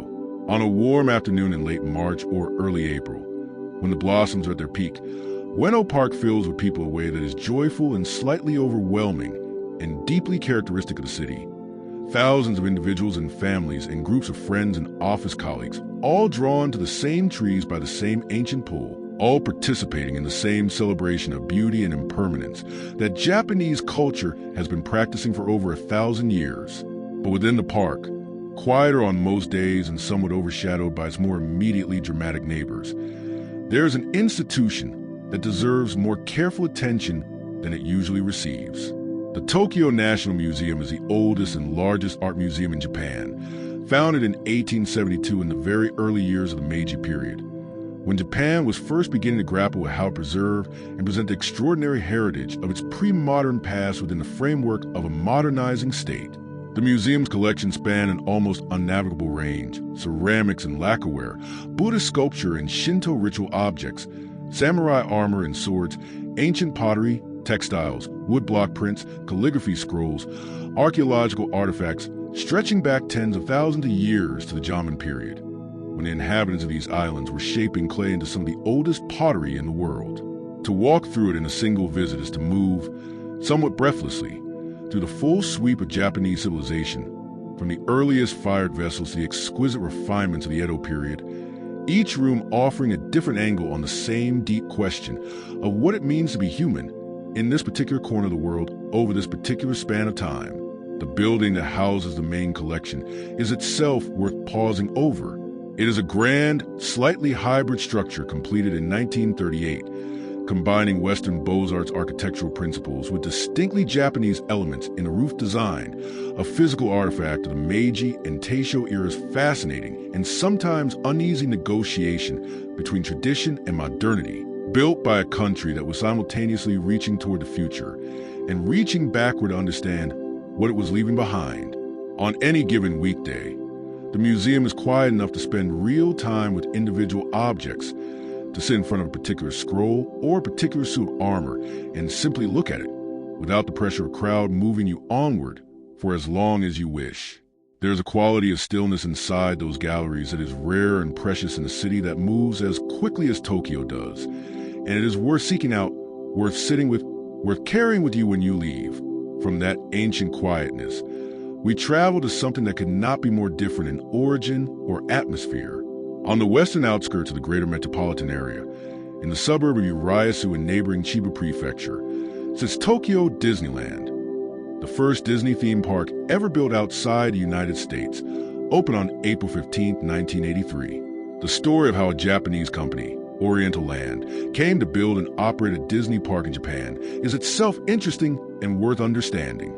The licensing and operational arrangement negotiated between Oriental Land and the Walt Disney Company was unusual for Disney at the time. Rather than owning and operating the park itself, as it did in California and Florida, Disney licensed its characters, its intellectual property, and its operational expertise to a Japanese company that would bear the construction costs and operational responsibilities. Many within the company were skeptical that the arrangement would work, and more broadly skeptical that the Disney formula, so deeply rooted in a particular strain of American popular mythology and suburban optimism, would translate meaningfully to a Japanese cultural context. Those skeptics were comprehensively and rather decisively wrong. Tokyo Disneyland was a success from its first day of operation, and it has remained, for most of the decade since, among the most visited theme parks anywhere in Asia.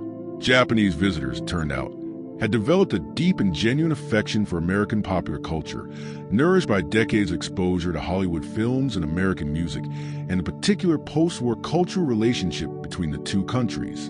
And they brought to the Disney park the same quality of sincere, wholehearted, meticulous engagement that they bring to most things they genuinely care about. The park is famous among theme park enthusiasts worldwide for the extreme care and absolute consistency of its operations, the cleanliness of every surface, the obsessive attention to detail in theming and character interactions, the patience and genuine warmth of the staff, and a remarkable courtesy of the guests toward each other and toward the park itself. Litter is essentially non-existent. Queuing is orderly and patient. The cast members, as the staff are called in Disney terminology, maintain their performances with a commitment that some observers have described as the most completely realized expression of the Disney philosophy outside of the original parks. It is, in a sense, the most Japanese Disney park in the world, regardless of the American source material presents, a place where the values of care and precision and communal courtesy that define so much of Japanese public life have been applied to an entirely foreign cultural product and produce something that feels, somehow, entirely at home.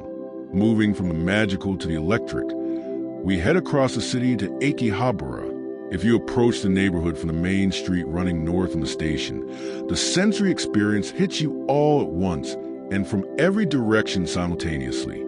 Towers of screens displaying anime characters and colors so vivid they seem to vibrate.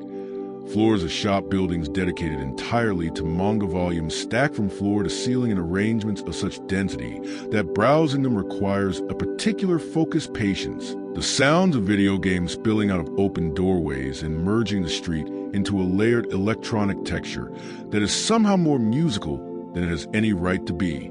Figures in elaborate costumes hand out flyers on the pavement with cheerful professionalism.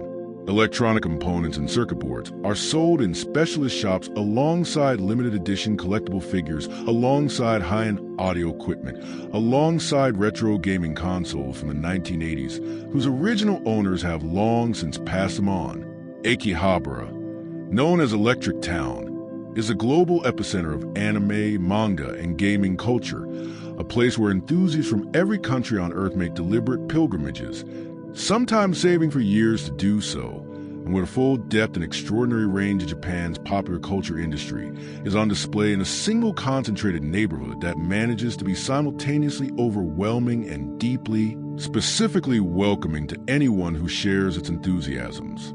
It is also a place that has evolved enormously over the decades, absorbing each transformation without losing the essential electric energy that gives it its name and its character. What began as a post-war black market for electronic components, where vendors who had access to surplus military electronics sold them to buyers rebuilding radios and appliances in the rubble of the immediate post-war years, gradually became a legitimate hub for consumer electronics, then for personal computers in the early days of that revolution, then for the full ecosystem of otaku culture, the devoted, encyclopedic fandom that has grown up around anime and manga and gaming and the various interconnected cultural forms they have generated. Each of those transitions happened organically, driven by the particular enthusiasms of the people who gathered there, and the neighborhood today contains layers of all those previous incarnations, visible if you know what to look for, archaeological strata of electric passion compressed into a few city blocks. From Akihabara, it is worth making a detour south and east to Odaiba, the large artificial island in Tokyo Bay that serves as a kind of experimental playground for some of the city's more theatrical ideas about entertainment and spectacle. Odaiba is reached by the Yurikamon Line, an automated, driverless elevated train that arcs gracefully across the bay on a long loop, offering extraordinary views of the Rainbow Bridge and the city skyline and the water below. The Rainbow Bridge itself, a large suspension bridge connecting central Tokyo to the island, lights up at night in shifting colors, white and red and green and blue, sometimes cycling through all of them in slow rotation, sometimes holding a single color for a special occasion, and its reflection in the dark bay water below creates a double image of light that manages to be both slightly theatrical and genuinely beautiful. Odaiba as a destination has a slightly surreal quality that is all its own. It contains, within a relatively compact area, a large shopping mall, the Fuji television headquarters in a building that looks like it was designed by someone who had only ever seen photographs of television sets, a digital art museum where entire rooms are filled with projected, moving images that flow across floors and walls and ceilings simultaneously, and a small replica of the Statue of Liberty that stands on the waterfront looking out across the bay at the city with an expression of serene, inexplicable confidence. And then there is the Gundam, specifically a life-size, periodically moving statue of the RX 78-2 Gundam, the iconic mecha robot from the Mobile Suit Gundam anime series that has been a cornerstone of Japanese popular culture since its original broadcast in 1979. The series, which told the story of a war fought between Earth and space colonies using enormous piloted humanoid robots called mobile suits, was initially canceled due to low ratings but found its true audience in syndicated reruns, developing a passionate following that grew into one of the largest and most enduring fandoms in the history of Japanese popular culture.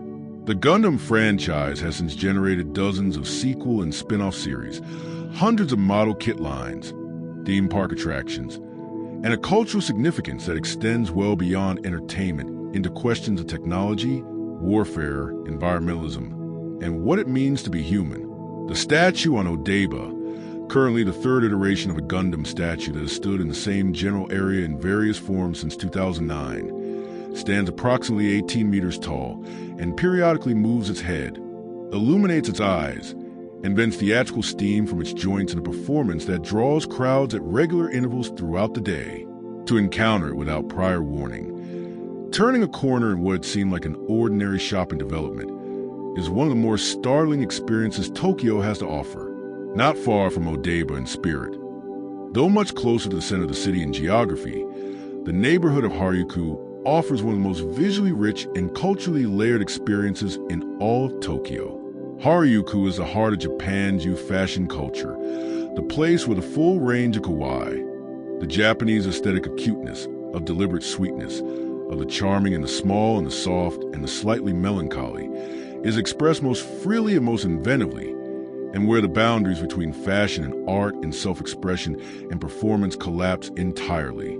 The famous Takeshita Street, running from the station into the neighborhood, is narrow and almost always crowded and lined on both sides with shops selling the full vocabulary of Japanese youth fashion. Gothic Lolita with its layers of black and white lace, and its parasols, and its deliberate invocation of Victorian childhood aesthetics reimagined through a Japanese sensibility. Decora fashion, in which the practitioner covers virtually every surface of their clothing and accessories with small clips and pins and toys and keychains in quantities that would seem excessive if they did not, somehow, cohere into something genuinely beautiful.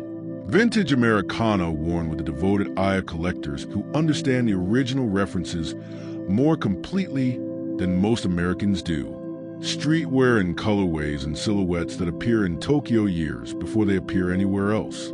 The fashion of Harajuku has been influencing designers from Paris to New York for decades. The designer Vivienne Westwood has cited its energy repeatedly, and John Galliano spent time in the neighborhood as research for collections that showed at major European fashion weeks. And yet Harajuku continues to generate itself entirely organically from the street level, from young people deciding on a Saturday morning what they feel like wearing and finding in its streets a space that receives whatever they choose with something approaching reverence for the effort involved. The best Harajuku fashion is not just clothing. It is a complete commitment, a total aesthetic environment worn on the body and carried into the world as a statement about what beauty can be and who gets to define it. And speaking of things that Tokyo receives without judgment, in 2015, the ward of Shinjuku did something that is worth pausing over for a moment, because it says something rather wonderful about the city's sense of humor and its relationship with its own mythology. Shinjuku officially appointed Godzilla as a tourism ambassador and a registered resident of the ward, not metaphorically, not as a casual marketing gesture, but in a formal civic ceremony involving actual paperwork and an official residency certificate in which the giant radioactive monster, who has, across more than 30 films since its debut in 1954, destroyed Tokyo on over 30 separate occasions, reducing its skyscrapers to rubble and its citizens to fleeing crowds with a regularity that no other fictional entity has matched, was given an official address in the very city he has, spent his cinematic career demolishing. A large Godzilla head now protrudes dramatically from the side of the Toho Cinema building in Kabukicho, Shinjuku's entertainment district. At approximately the 8th floor level, it moves and roars on schedule throughout the day, delighting tourists and commuters and the office workers who glance up at it from the street below on their way to lunch. The original Godzilla film, released in 1954 by Toho Studios, was made just 9 years after the atomic bombings of Hiroshima and Nagasaki, and was intended as a serious and somewhat dark allegory about nuclear weapons and the destruction they unleash.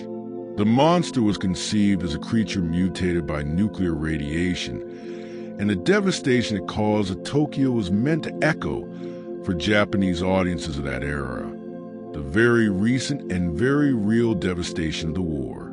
Over the 70 years since that first film, the franchise has evolved enormously. Godzilla has been villain and hero and something in between, has fought dozens of other monsters, has been reimagined by American filmmakers twice, has appeared in animated series and video games and endless merchandise. But his relationship with Tokyo has remained constant. He keeps returning. The city keeps being destroyed. And Tokyo, in its final and most confident response to this relentless fictional demolition, simply handed him a set of keys and a residency certificate and told him to consider himself at home. It is a gesture of such cheerful self-awareness, such relaxed and generous acknowledgement of the city's own place in the global imagination, that it is very difficult not to feel a warm affection for the bureaucratic creativity it represents. Elsewhere in the city, other institutions pursue their own more solitary paths to a different kind of distinction. In the Meguro district, in a building that from the outside gives no particular indication of what it contains, you will find one of the most singular museums in the world. The Meguro Parasitological Museum is the only museum in the world dedicated entirely to the subject of parasites. It was founded in 1953 by a physician and parasitologist named Dr. Satoru Kamigai, who has spent his career studying the various organisms that make their lives inside the bodies of other creatures, and who believed with considerable conviction that public education about parasitology was important for public health in a country that was, in the immediate post-war years, still dealing with significant parasitic infection rates in the general population. He built his private collection of specimens into a public institution, open free of charge to anyone who wanted to visit, and presented his subject with the same calm, thorough, unsensationalized attention to scientific detail that you might find in a museum of natural history discussing the migration patterns of birds. The museum's displays include over 60,000 preserved specimens, parasitic worms of various species, flukes, protozoans, arthropods, and various other organisms from across the full taxonomic range of parasitic life, presented in jars of preserving fluid and mounted displays with accompanying text that explains the life cycle and transmission methods and physiological effects of each organism in clear, patient language.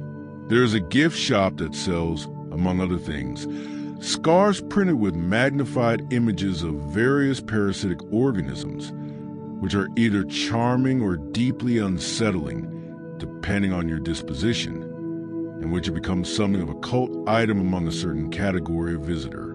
The museum's most famous exhibit is an 8.8-meter tapeworm, nearly 29 feet long, removed from the intestinal tract of a 34-year-old man who had, presumably, been unaware of it for some considerable time, preserved in a long, coiled display case and presented without drama or apology. It is one of the more quietly alarming things in Tokyo, which is a city with no shortage of memorable experiences, and yet the museum draws a steady stream of visitors who leave looking thoughtful and slightly more aware of the complexity of the biological world than they were when they entered. Tokyo's capacity for inventing new forms of social experience is perhaps most fully expressed in the remarkable ecosystem of specialized cafes that has proliferated across the city over the past several decades, each one addressing a specific human need or curiosity or desire with the same focused problem-solving approach that the city brings to engineering and logistics and food. The Animal Cafe is one of the most well-known exports of this phenomenon. Establishments where you pay an entry fee and a per-hour charge for the privilege of spending time in the company of a particular species of animal in a comfortable, well-maintained indoor environment. Cat cafes pioneered the concept, and they remain enormously popular for reasons that are easy to understand in the context of Tokyo's housing realities. Many of the city's residents live in small apartments and buildings with strict no-pet policies, and a desire for animal companionship, for particular warmth and uncomplicated affection that a domestic animal provides, is real and widespread and not easily satisfied within the ordinary constraint of Tokyo life. The Cat Cafe provides an answer. For an hourly rate, you enter a warm room, remove your shoes, wash your hands, and find yourself in the unhurried company of cats.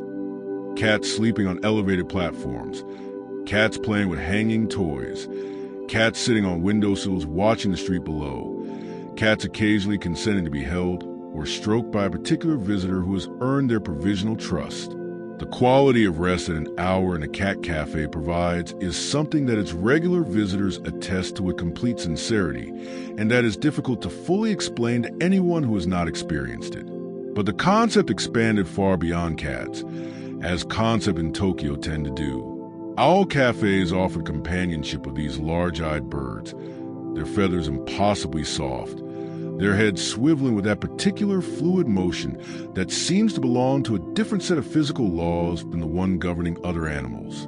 To have an owl sit on your gloved arm and regard you with its enormous, unwavering, amber eyes is an experience that most people find genuinely arresting. There is something in that gaze that seems to be evaluating you carefully, arriving at conclusions it has no intention of sharing. Hedgehog cafes present their small, quill-covered residents for gentle handling under the guidance of staff who know each animal individually and can tell you which ones enjoy being held and which ones prefer to be admired from a respectful distance. Snake cafes wind their resident pythons and corn snakes around willing arms and shoulders, the cool, smooth weight of them surprisingly calming to people who arrived expecting to be frightened. Many pig cafes feature animals that are, in their youth, so small and so pink and so improbably formed that interacting with them produces a kind of helpless delight in most visitors regardless of their prior feelings about pigs.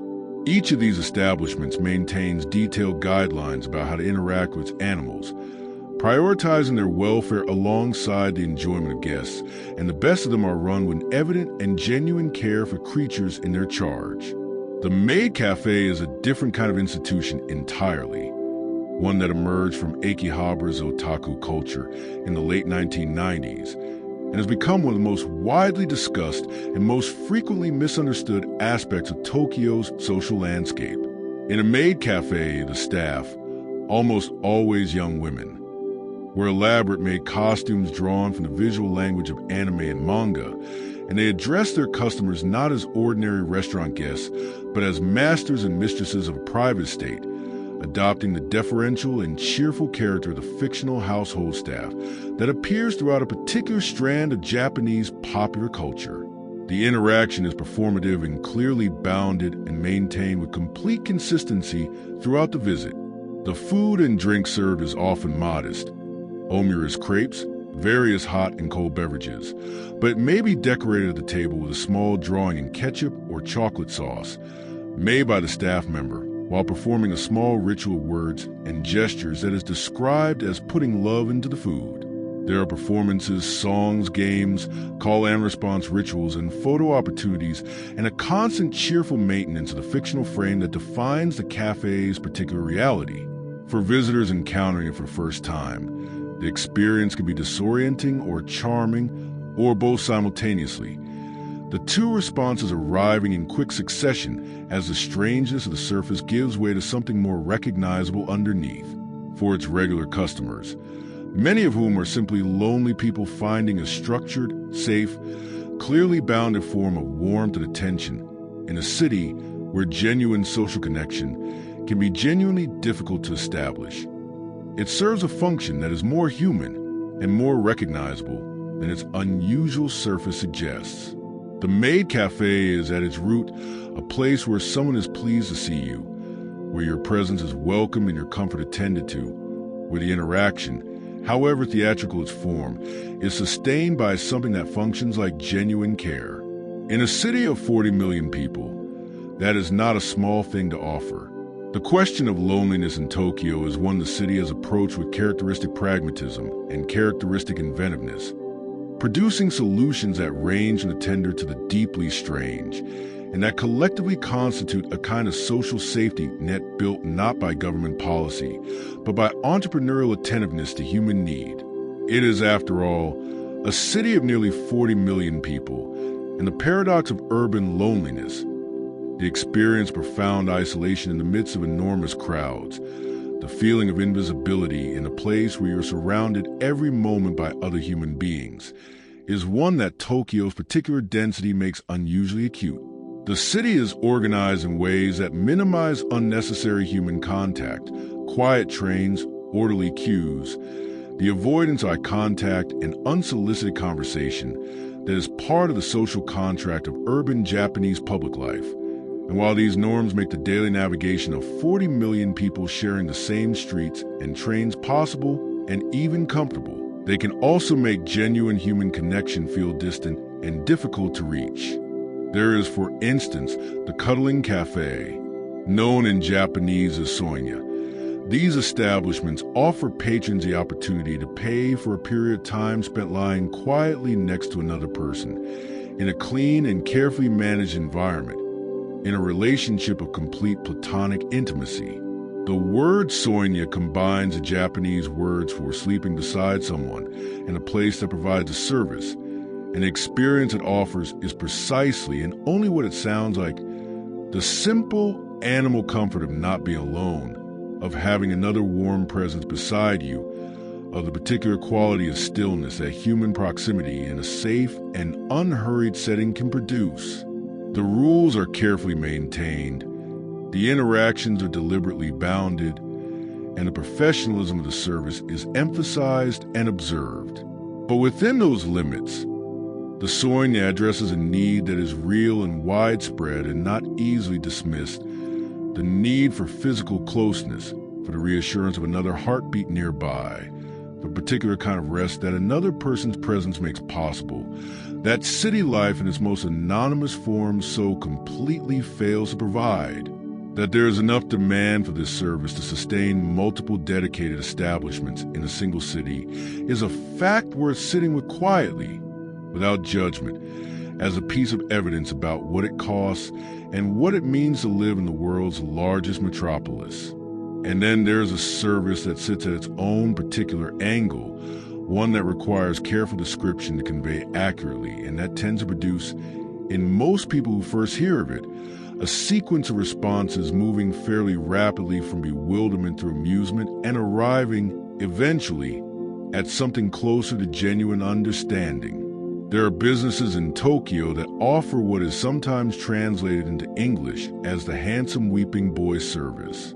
A customer, typically a woman experiencing stress or emotional exhaustion from the pressures of work and city life, is visited by a young man who is conventionally attractive and who has been trained in the art of selecting appropriately melancholy films or music and watching them attentively and with full emotional presence. The two watch or listen together, and when the customer begins to cry, as she is expected and encouraged to do, as the entire structure of the service is designed to facilitate, the young man is there to offer a tissue, a gentle word, a witnessing presence. He does not minimize the emotion or redirect away from it. He simply stays present with it, acknowledging it, allowing the customer to feel that her feelings are real and visible and worth attending to. The theory behind the service, articulated by its practitioners with complete and admirable earnestness, is that emotional suppression is genuinely harmful to physical and mental well-being, that having a structured and socially sanctioned occasion for cry in the presence of another person releases tension in a way that is measurably therapeutic, and that the professional context of the service removes the awkwardness and relational complexity that would be present if the same emotional release were attempted with a friend or a partner or a colleague. There is no reciprocal emotional obligation. There is no relationship to manage afterward. You cry, you are witnessed, you feel better, and you go home. That this service exists at all, that it has a name and a business model and a steady customer base, is the kind of detail about Tokyo that, once encountered, tends to stay with you for a long time. Not because it is absurd, which it initially seems to be, but because the more you think about it, the more sense it makes, and the more it illuminates about the particular pressures of a particular kind of urban life, in the more intimate architecture of daily comfort. Tokyo has applied its characteristic precision to spaces that most cities treat as purely functional. Japanese public bathrooms are, broadly speaking, a subject of genuine international admiration and occasional disbelief. Heated seats, bidet functions of various intensities and temperatures, automatic lid opening and closing calibrated by proximity sensors, seat temperature adjustable by degree, ambient sound options. These features are standard in many public and commercial facilities across the city, and experiencing them for the first time tends to produce in visitors a quiet but firm recalibration of what a bathroom can and perhaps should be. But one feature in particular addresses a specifically social concern with an elegance that is worth appreciating in its own right. The Sound Princess, known in Japanese as the Otoheim, the name of a princess from Japanese mythology, is a device found in many women's restroom cubicles throughout the city. It is a small electronic panel mounted on the cubicle wall that, when activated by a button or a wave of the hand, plays the sound of water flushing at a realistic volume for a set period of time, providing acoustic cover for whatever sounds the occupant will prefer not to share with neighboring cubicles or the general ambience of the restroom. Before this device was invented and installed, it was common practice for women in Japanese public restrooms to flush the toilet repeatedly throughout their visit purely for the sound masking effect, a habit so widespread that it was estimated to be wasting tens of millions of liters of water annually across the country's public facilities. The Sound Princess solved this problem with characteristic efficiency and characteristic delicacy, acknowledging without embarrassment and without making anyone feel embarrassed that privacy is acoustic as well as visual dimensions, and providing a technological solution that costs nothing per use and wastes nothing at all. It is a small thing in the context of a city full of large things, but it is a perfectly Tokyo thing. A problem identified, a solution engineered, a discomfort eliminated, all executed with such lightness and such consideration for feelings of the people involved that the whole intervention is almost invisible. There is also the matter of the world's shortest escalator, which requires a brief detour just outside the city to the city of Kawasaki, where inside a department store there exists an escalator that has been certified by the Guinness World Records as the shortest in the world. It measures 83.4 centimeters in height. It is 5 steps. It takes approximately 2 seconds to ride from bottom to top. Its function is to raise a shopper from one floor level to another across what is, in objective terms, a difference in height that most reasonably mobile people could manage with a single moderate step. The escalator is maintained and operational, and visitors who make the short journey from central Tokyo to Kawasaki specifically to ride it report that the experience is simultaneously anticlimactic and deeply satisfying. The perfect embodiment of a certain approach to the world in which a problem, however small, deserves a proper engineered solution.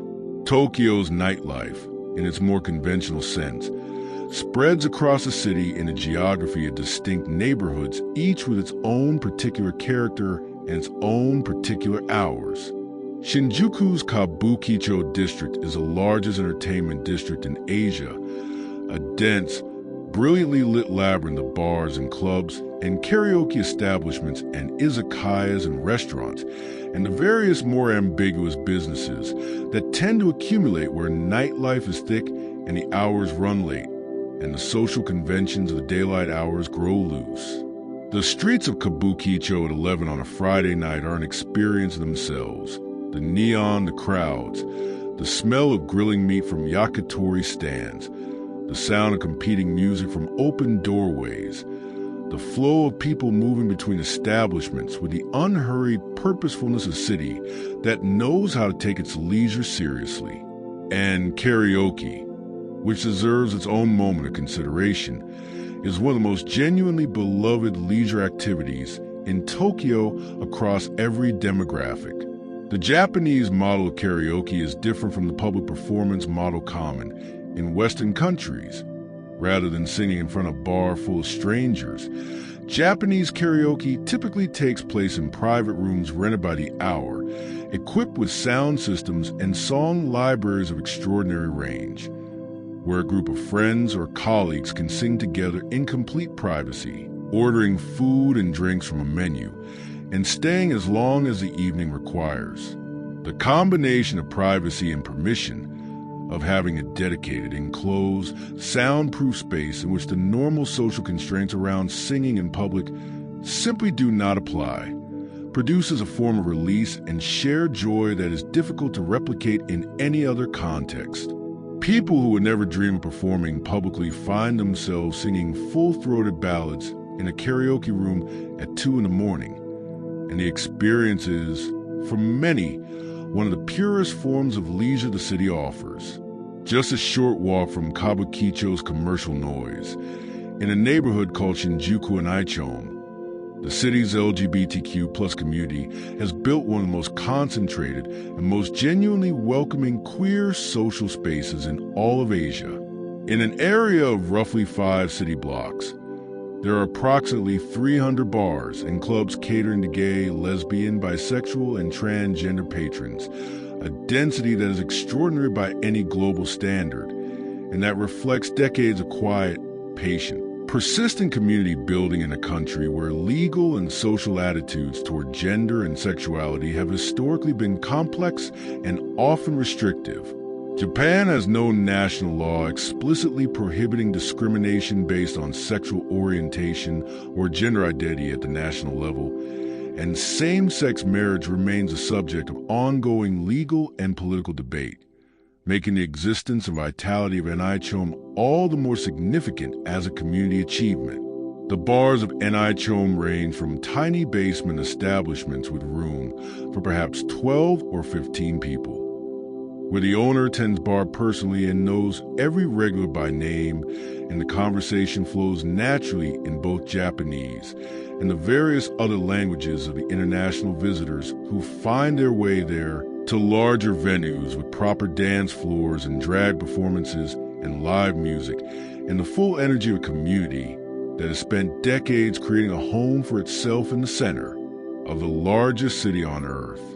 Many of the smaller bars have become institutions in their own right, places that have been operating for 20 or 30 years, that have seen generations of patrons come and go, that carry in their walls the accumulated history of a community navigating its own existence in a culture that has not always made that navigation easy. To walk through Aichome on a weekend evening is to move through a neighborhood that is alive in a specific and irreplaceable way, where the word welcome is practiced rather than merely stated, where the full and unapologetic diversity of the people who love Tokyo and are loved by it in return is most openly and most joyfully and most completely visible. And now, for a kind of accommodation that deserves its own extended and careful consideration, because it is one of Japan's most genuinely original contributions to the global vocabulary of urban living, and because its story illuminates something essential about the pressures and the ingenuities and the particular textures of Tokyo life at its most human, we come to the Capsule Hotel. The Capsule Hotel was invented in Japan, in Osaka, in 1979, by the architect Kisho Kurikawa, the same man who would later design the Nakajin Capsule Tower in Tokyo, and whose lifelong fascination with the idea of the individual pod as a self-contained unit of human habitation was clearly a consistent and deeply held creative preoccupation. But while the Nakajin Tower was an architectural manifesto, a statement about the future of cities expressed in concrete and ambition, the Capsule Hotel was something more immediately practical and more directly responsive to the specific conditions of daily life in a large Japanese city. It was at its origin a solution to a problem, a very specific, very common, very human problem, in a city with a train network that, extraordinary as it is in every other respect, operates only within certain hours. The last trains in Tokyo running typically somewhere between midnight and 1 in the morning, depending on the line and the day. Missing the final train home was a genuine and recurring predicament for the businessmen who formed the majority of Tokyo's urban workforce in the late 1970s and 1980s. The evening culture Japanese corporate life in that era was, and to a significant degree remains, deeply structured around social obligations that take place after the formal working day is ended. The after-work drinks with colleagues, known as namakai, literally drinking meetings, are a deeply embedded social expectation in many Japanese workplace cultures. Not optional entertainment, but a genuine component of professional relationship building. carried out in izakayas and bars near the office with seriousness of purpose that the casual phrase after-work drinks does not fully capture. Client entertainment dinners run late into the evening. Karaoke sessions that begin at 10 and end at 2 are standard punctuation in the rhythm of working life. And in the midst of all of this, the last train quietly departs, and a businessman in a suit who has had somewhat more sake than he intended finds himself standing on a platform a half past midnight with nowhere particular to go. Taxis were available but expensive. In a city the size of Tokyo, even a moderately long taxi ride at late-night rates represented a significant sum, and a ride all the way to a suburban home could cost more than a night in a modest hotel. Staying in a conventional hotel was even more expensive still, and also somewhat absurd given that you only needed somewhere to rest for 4 or 5 hours before the first morning train resumed service, and you could go home to shower and change before returning to the office. And so there existed, before the capsule hotel was invented, a rather uncomfortable range of intermediate options.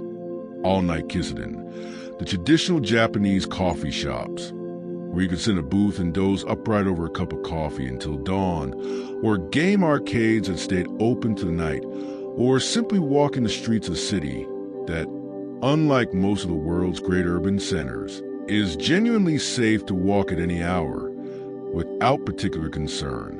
None of these options was adequate. None of them provided what the situation actually required, which was a clean, quiet, horizontal surface on which to sleep properly for a few hours at a price that did not feel punishing given that you had only yourself to blame for missing the train. Kisho Kurikawa's solution was radical in its simplicity. You did not need a room, he reasoned. What you needed was a sleeping space, a horizontal enclosed space, fitted with a mattress and a pillow and a small light and a modest television set, just large enough to lie in with reasonable comfort and not large enough for anything else, because anything else was not what you needed. The earliest capsule hotels arranged these pods in rows of 2, one at ground level, one above accessible by a short ladder, sealed at the open end by a curtain or a lightweight sliding panel that provided enough enclosure to sleep. Shared bathroom and shower facilities, well maintained and clean, were available on each floor. Luggage storage lockers, coin-operated, held whatever you had been carrying when you arrived, which was usually nothing more than a briefcase and an overcoat, and whatever remnants of professional dignity survived the evening's events. You checked in at a front desk staff by someone who processed your registration with complete and professional neutrality, deposited your things in your locker, were assigned your pod number, climbed in, pulled the curtain, and within a short time were asleep in particular way that exhaustion and horizontal surfaces combined will always eventually produce. In the morning, the alarm sounded. You showered using the shared facilities, collected your belongings from the locker, straightened your tie as best you could, and joined the first wave of morning commuters on the platform, indistinguishable from anyone else, carrying your previous evening's adventures entirely within yourself. The original clientele of Tokyo's capsule hotels was almost exclusively male, and this was not merely a coincidence of marketing. Most early capsule hotels explicitly did not admit women, for a combination of practical reasons related to the shared facilities and more fundamental reasons related to the gender dynamics of the corporate culture that had produced a need for the hotels in the first place. Japanese business in the late 1970s and 1980s was, with limited exceptions, a domain of men.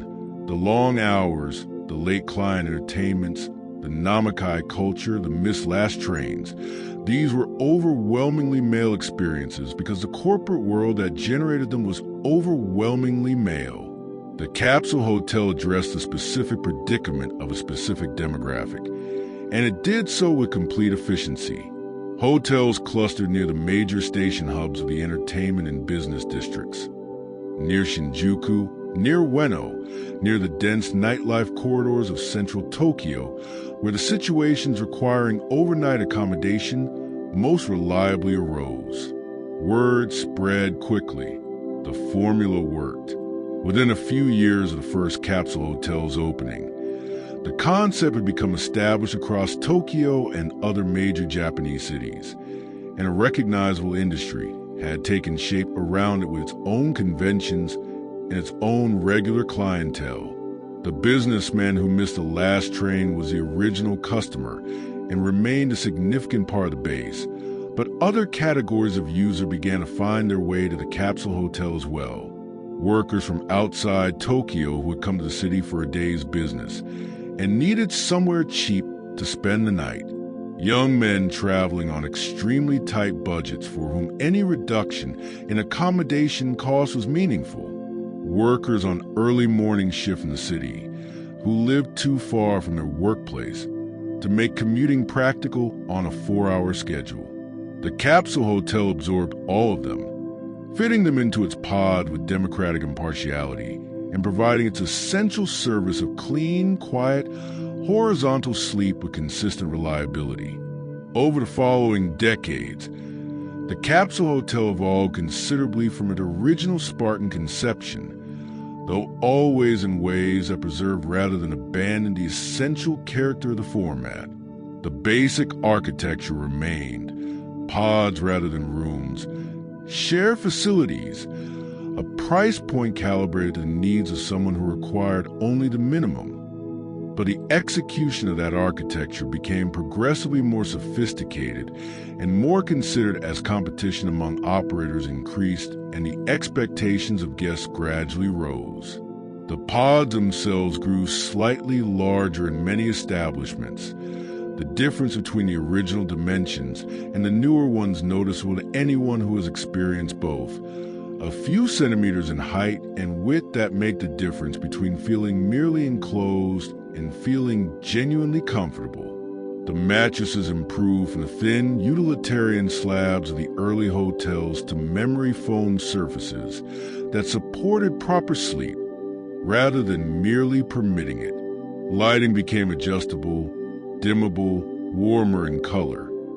The harsh fluorescence of the original installations giving way to softer, more considered illumination that acknowledged that the quality of light affects the quality of sleep in ways that the original designers, focused on function and economy, had perhaps not fully weighted. The entertainment options inside the pods expanded as the decades passed and technology changed. The small cathode ray televisions of the original capsules gave way to flat screens, which gave way in the most recent generation of capsule hotels to integrated audiovisual systems with streaming access and wireless headphones and the ability to adjust not just the content, but the entire sonic environment of your pod as you prepared for sleep. High-speed wireless internet became standard, essential for business travelers who needed to work until the last possible moment before sleep and to be connected again the moment they woke. Some pods acquired USB charging ports, and then multiple USB ports, and then wireless charging surfaces, each edition tracking the changing technological needs of the people who were sleeping in them. The facilities beyond the pods improved as well, and in many cases improved dramatically. The shared bathrooms of the original hotels were functional and clean, but minimal, adequate for their purpose and nothing beyond. As the concept matured and operators competed for guests, the bathroom and bathing facilities became a genuine amenity rather than a bare necessity.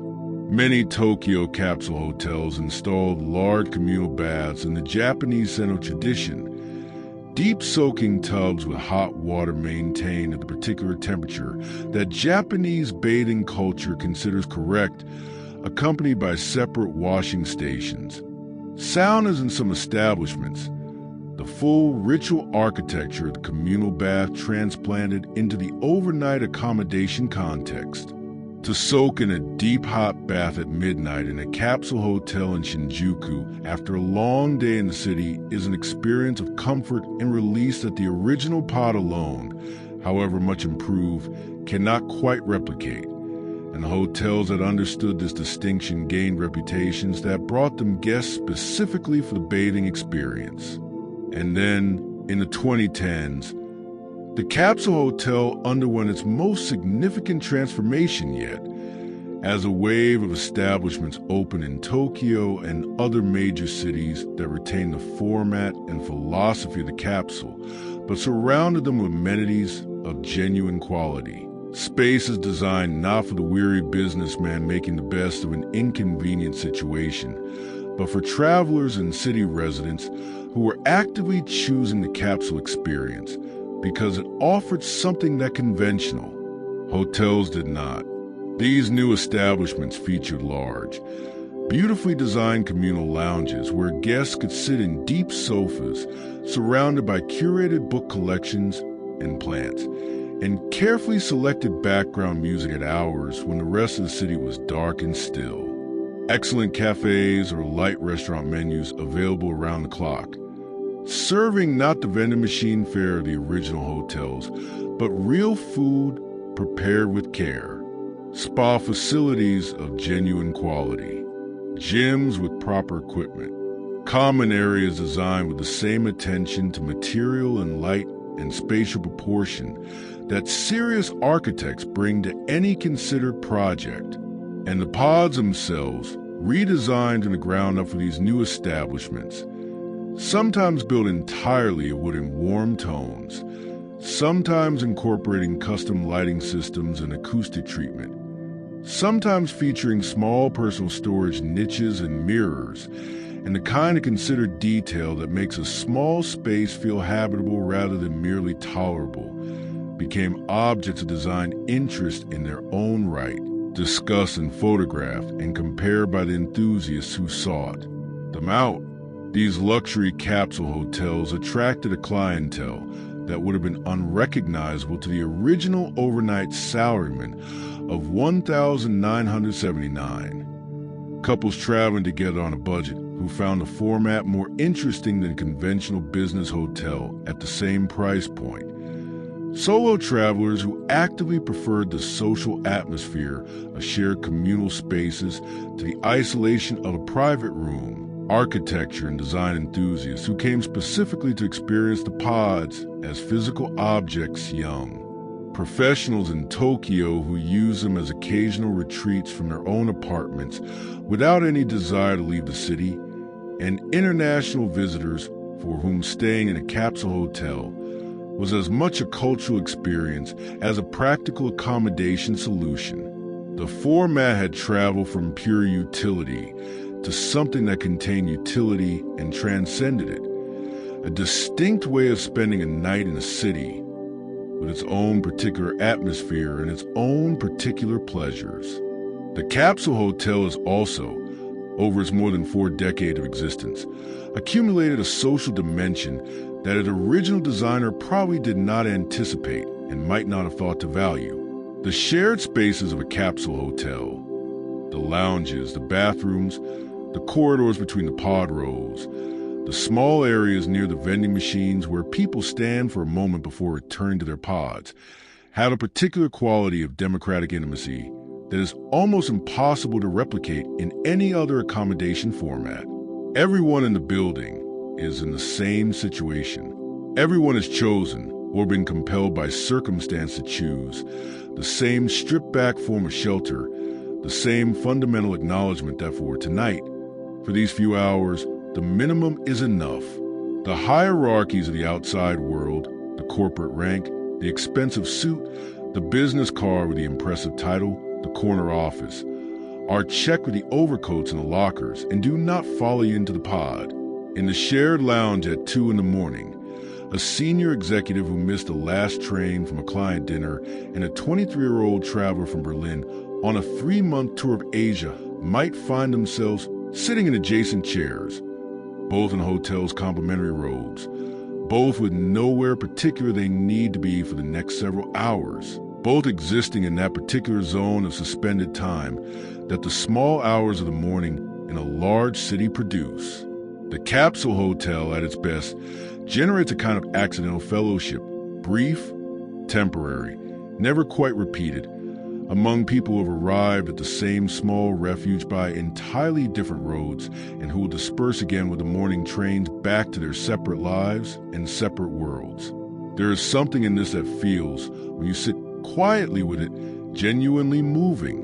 A hotel invented to solve the problem of the missed last train has become, over 45 years of iteration and evolution, a minor institution of urban culture, a place of democratic rest, of accidental community, of the particular peace that comes from having reduced your needs to their essentials and found that the essentials, properly attended to, are enough. A mattress, a pillow, a curtain between you and the world. The distant sound of a city that never entirely stops. And sleep, eventually, finding you anyway, as it always does, regardless of the size of the room or the softness of the bed or the distance from home. Sleep finding you the way it finds everyone. In the end, quietly without announcement, like a tide coming in. In the Henna Hotel in Odaiba, whose name translates with wonderful directness as Weird Hotel. The concept of hospitality has been pushed in a different direction entirely. The Henna Hotel is staffed primarily by robots. At the check-in desk, humanoid robots welcome arriving guests and process their registration with the particular cheerful precision of machines that have been programmed to be welcoming but have not quite achieved the organic variation that makes human warmth feel natural. A mechanical cloakroom arm retrieves luggage from a storage system. Small in-room robots serve as personal assistants and alarm clocks and ambient information systems. The hotel entered the Guinness World Records when it opened as the world's first robot staff hotel and attracted global media attention as a theatrical demonstration of what the future of hospitality automation might look like. The reality, as is so often the case with the first ambitious implementations of new technology, turned out to be more complicated than the vision. Some of the robots proved less capable than hoped in real operational conditions. The in-room robots struggled with accented speech and ambient noise, and guests occasionally found themselves engaged in increasingly frustrated conversational loops with machines that could not quite understand what they were asking. Several robot staff members were quietly replaced by humans in certain roles. But the hotel remains open, operational, and genuinely interesting as an artifact of city that has never been afraid to commit fully to a new idea, to build it and open it to the public, and see what happens when the theory meets the daily reality of human beings who simply need to check in and sleep. So here, then, is Tokyo at its most private and most peculiar and most fully and wonderfully itself. A city that appoints giant radioactive monsters as tourism ambassadors and devotes museum space to the world's longest tapeworm, that offers professional weeping companions and automated bicycle parking and owl cafes, and a 5-step escalator that holds a world record, that invented the capsule hotel and the sound princess, and the concept of putting a ketchup love drawing on your omerus, that fits 300 queer bars into 5 city blocks, and a life-size moving robot outside a shopping mall, that employs professional cuddlers and professional weepers, and maid cafe staff who put love into your food with a ritual gesture and a smile, that took the missed last train, that most mundane and most human of urban predicaments, and built around an entire architecture shelter that has evolved over 45 years into something that feels, improbably and genuinely, like a contribution to human culture. It is a city of infinite seriousness about its own absurdities, of genuine tenderness toward its own loneliness, of extraordinary creativity applied to the most human and the most mundane problems of living in enormous proximity to millions of other people who are all, in their own ways, navigating the same beautiful and bewildering experience of being alive in the world's largest city. And now, As the night deepens fully around you and the rainbow bridge cycles through its colors over the still black water of the bay, and somewhere in a capsule hotel in Shinjuku, a tired businessman is pulling his curtain closed and settling into the small, warm world of his pod, and somewhere in Enaichon the music is still playing, and the last conversations of the evening are finding their way toward their natural ends, and somewhere in Haryuku a young person is laying out tomorrow's extraordinary outfit in the quiet of their room. Let all of it drift over you. Let the city be as enormous and as strange and as quietly, warmly human as it truly is. You are resting now, held in the same darkness that holds all of this, and everything is exactly as it should be. And the morning will come in its own time, and it will be gentle,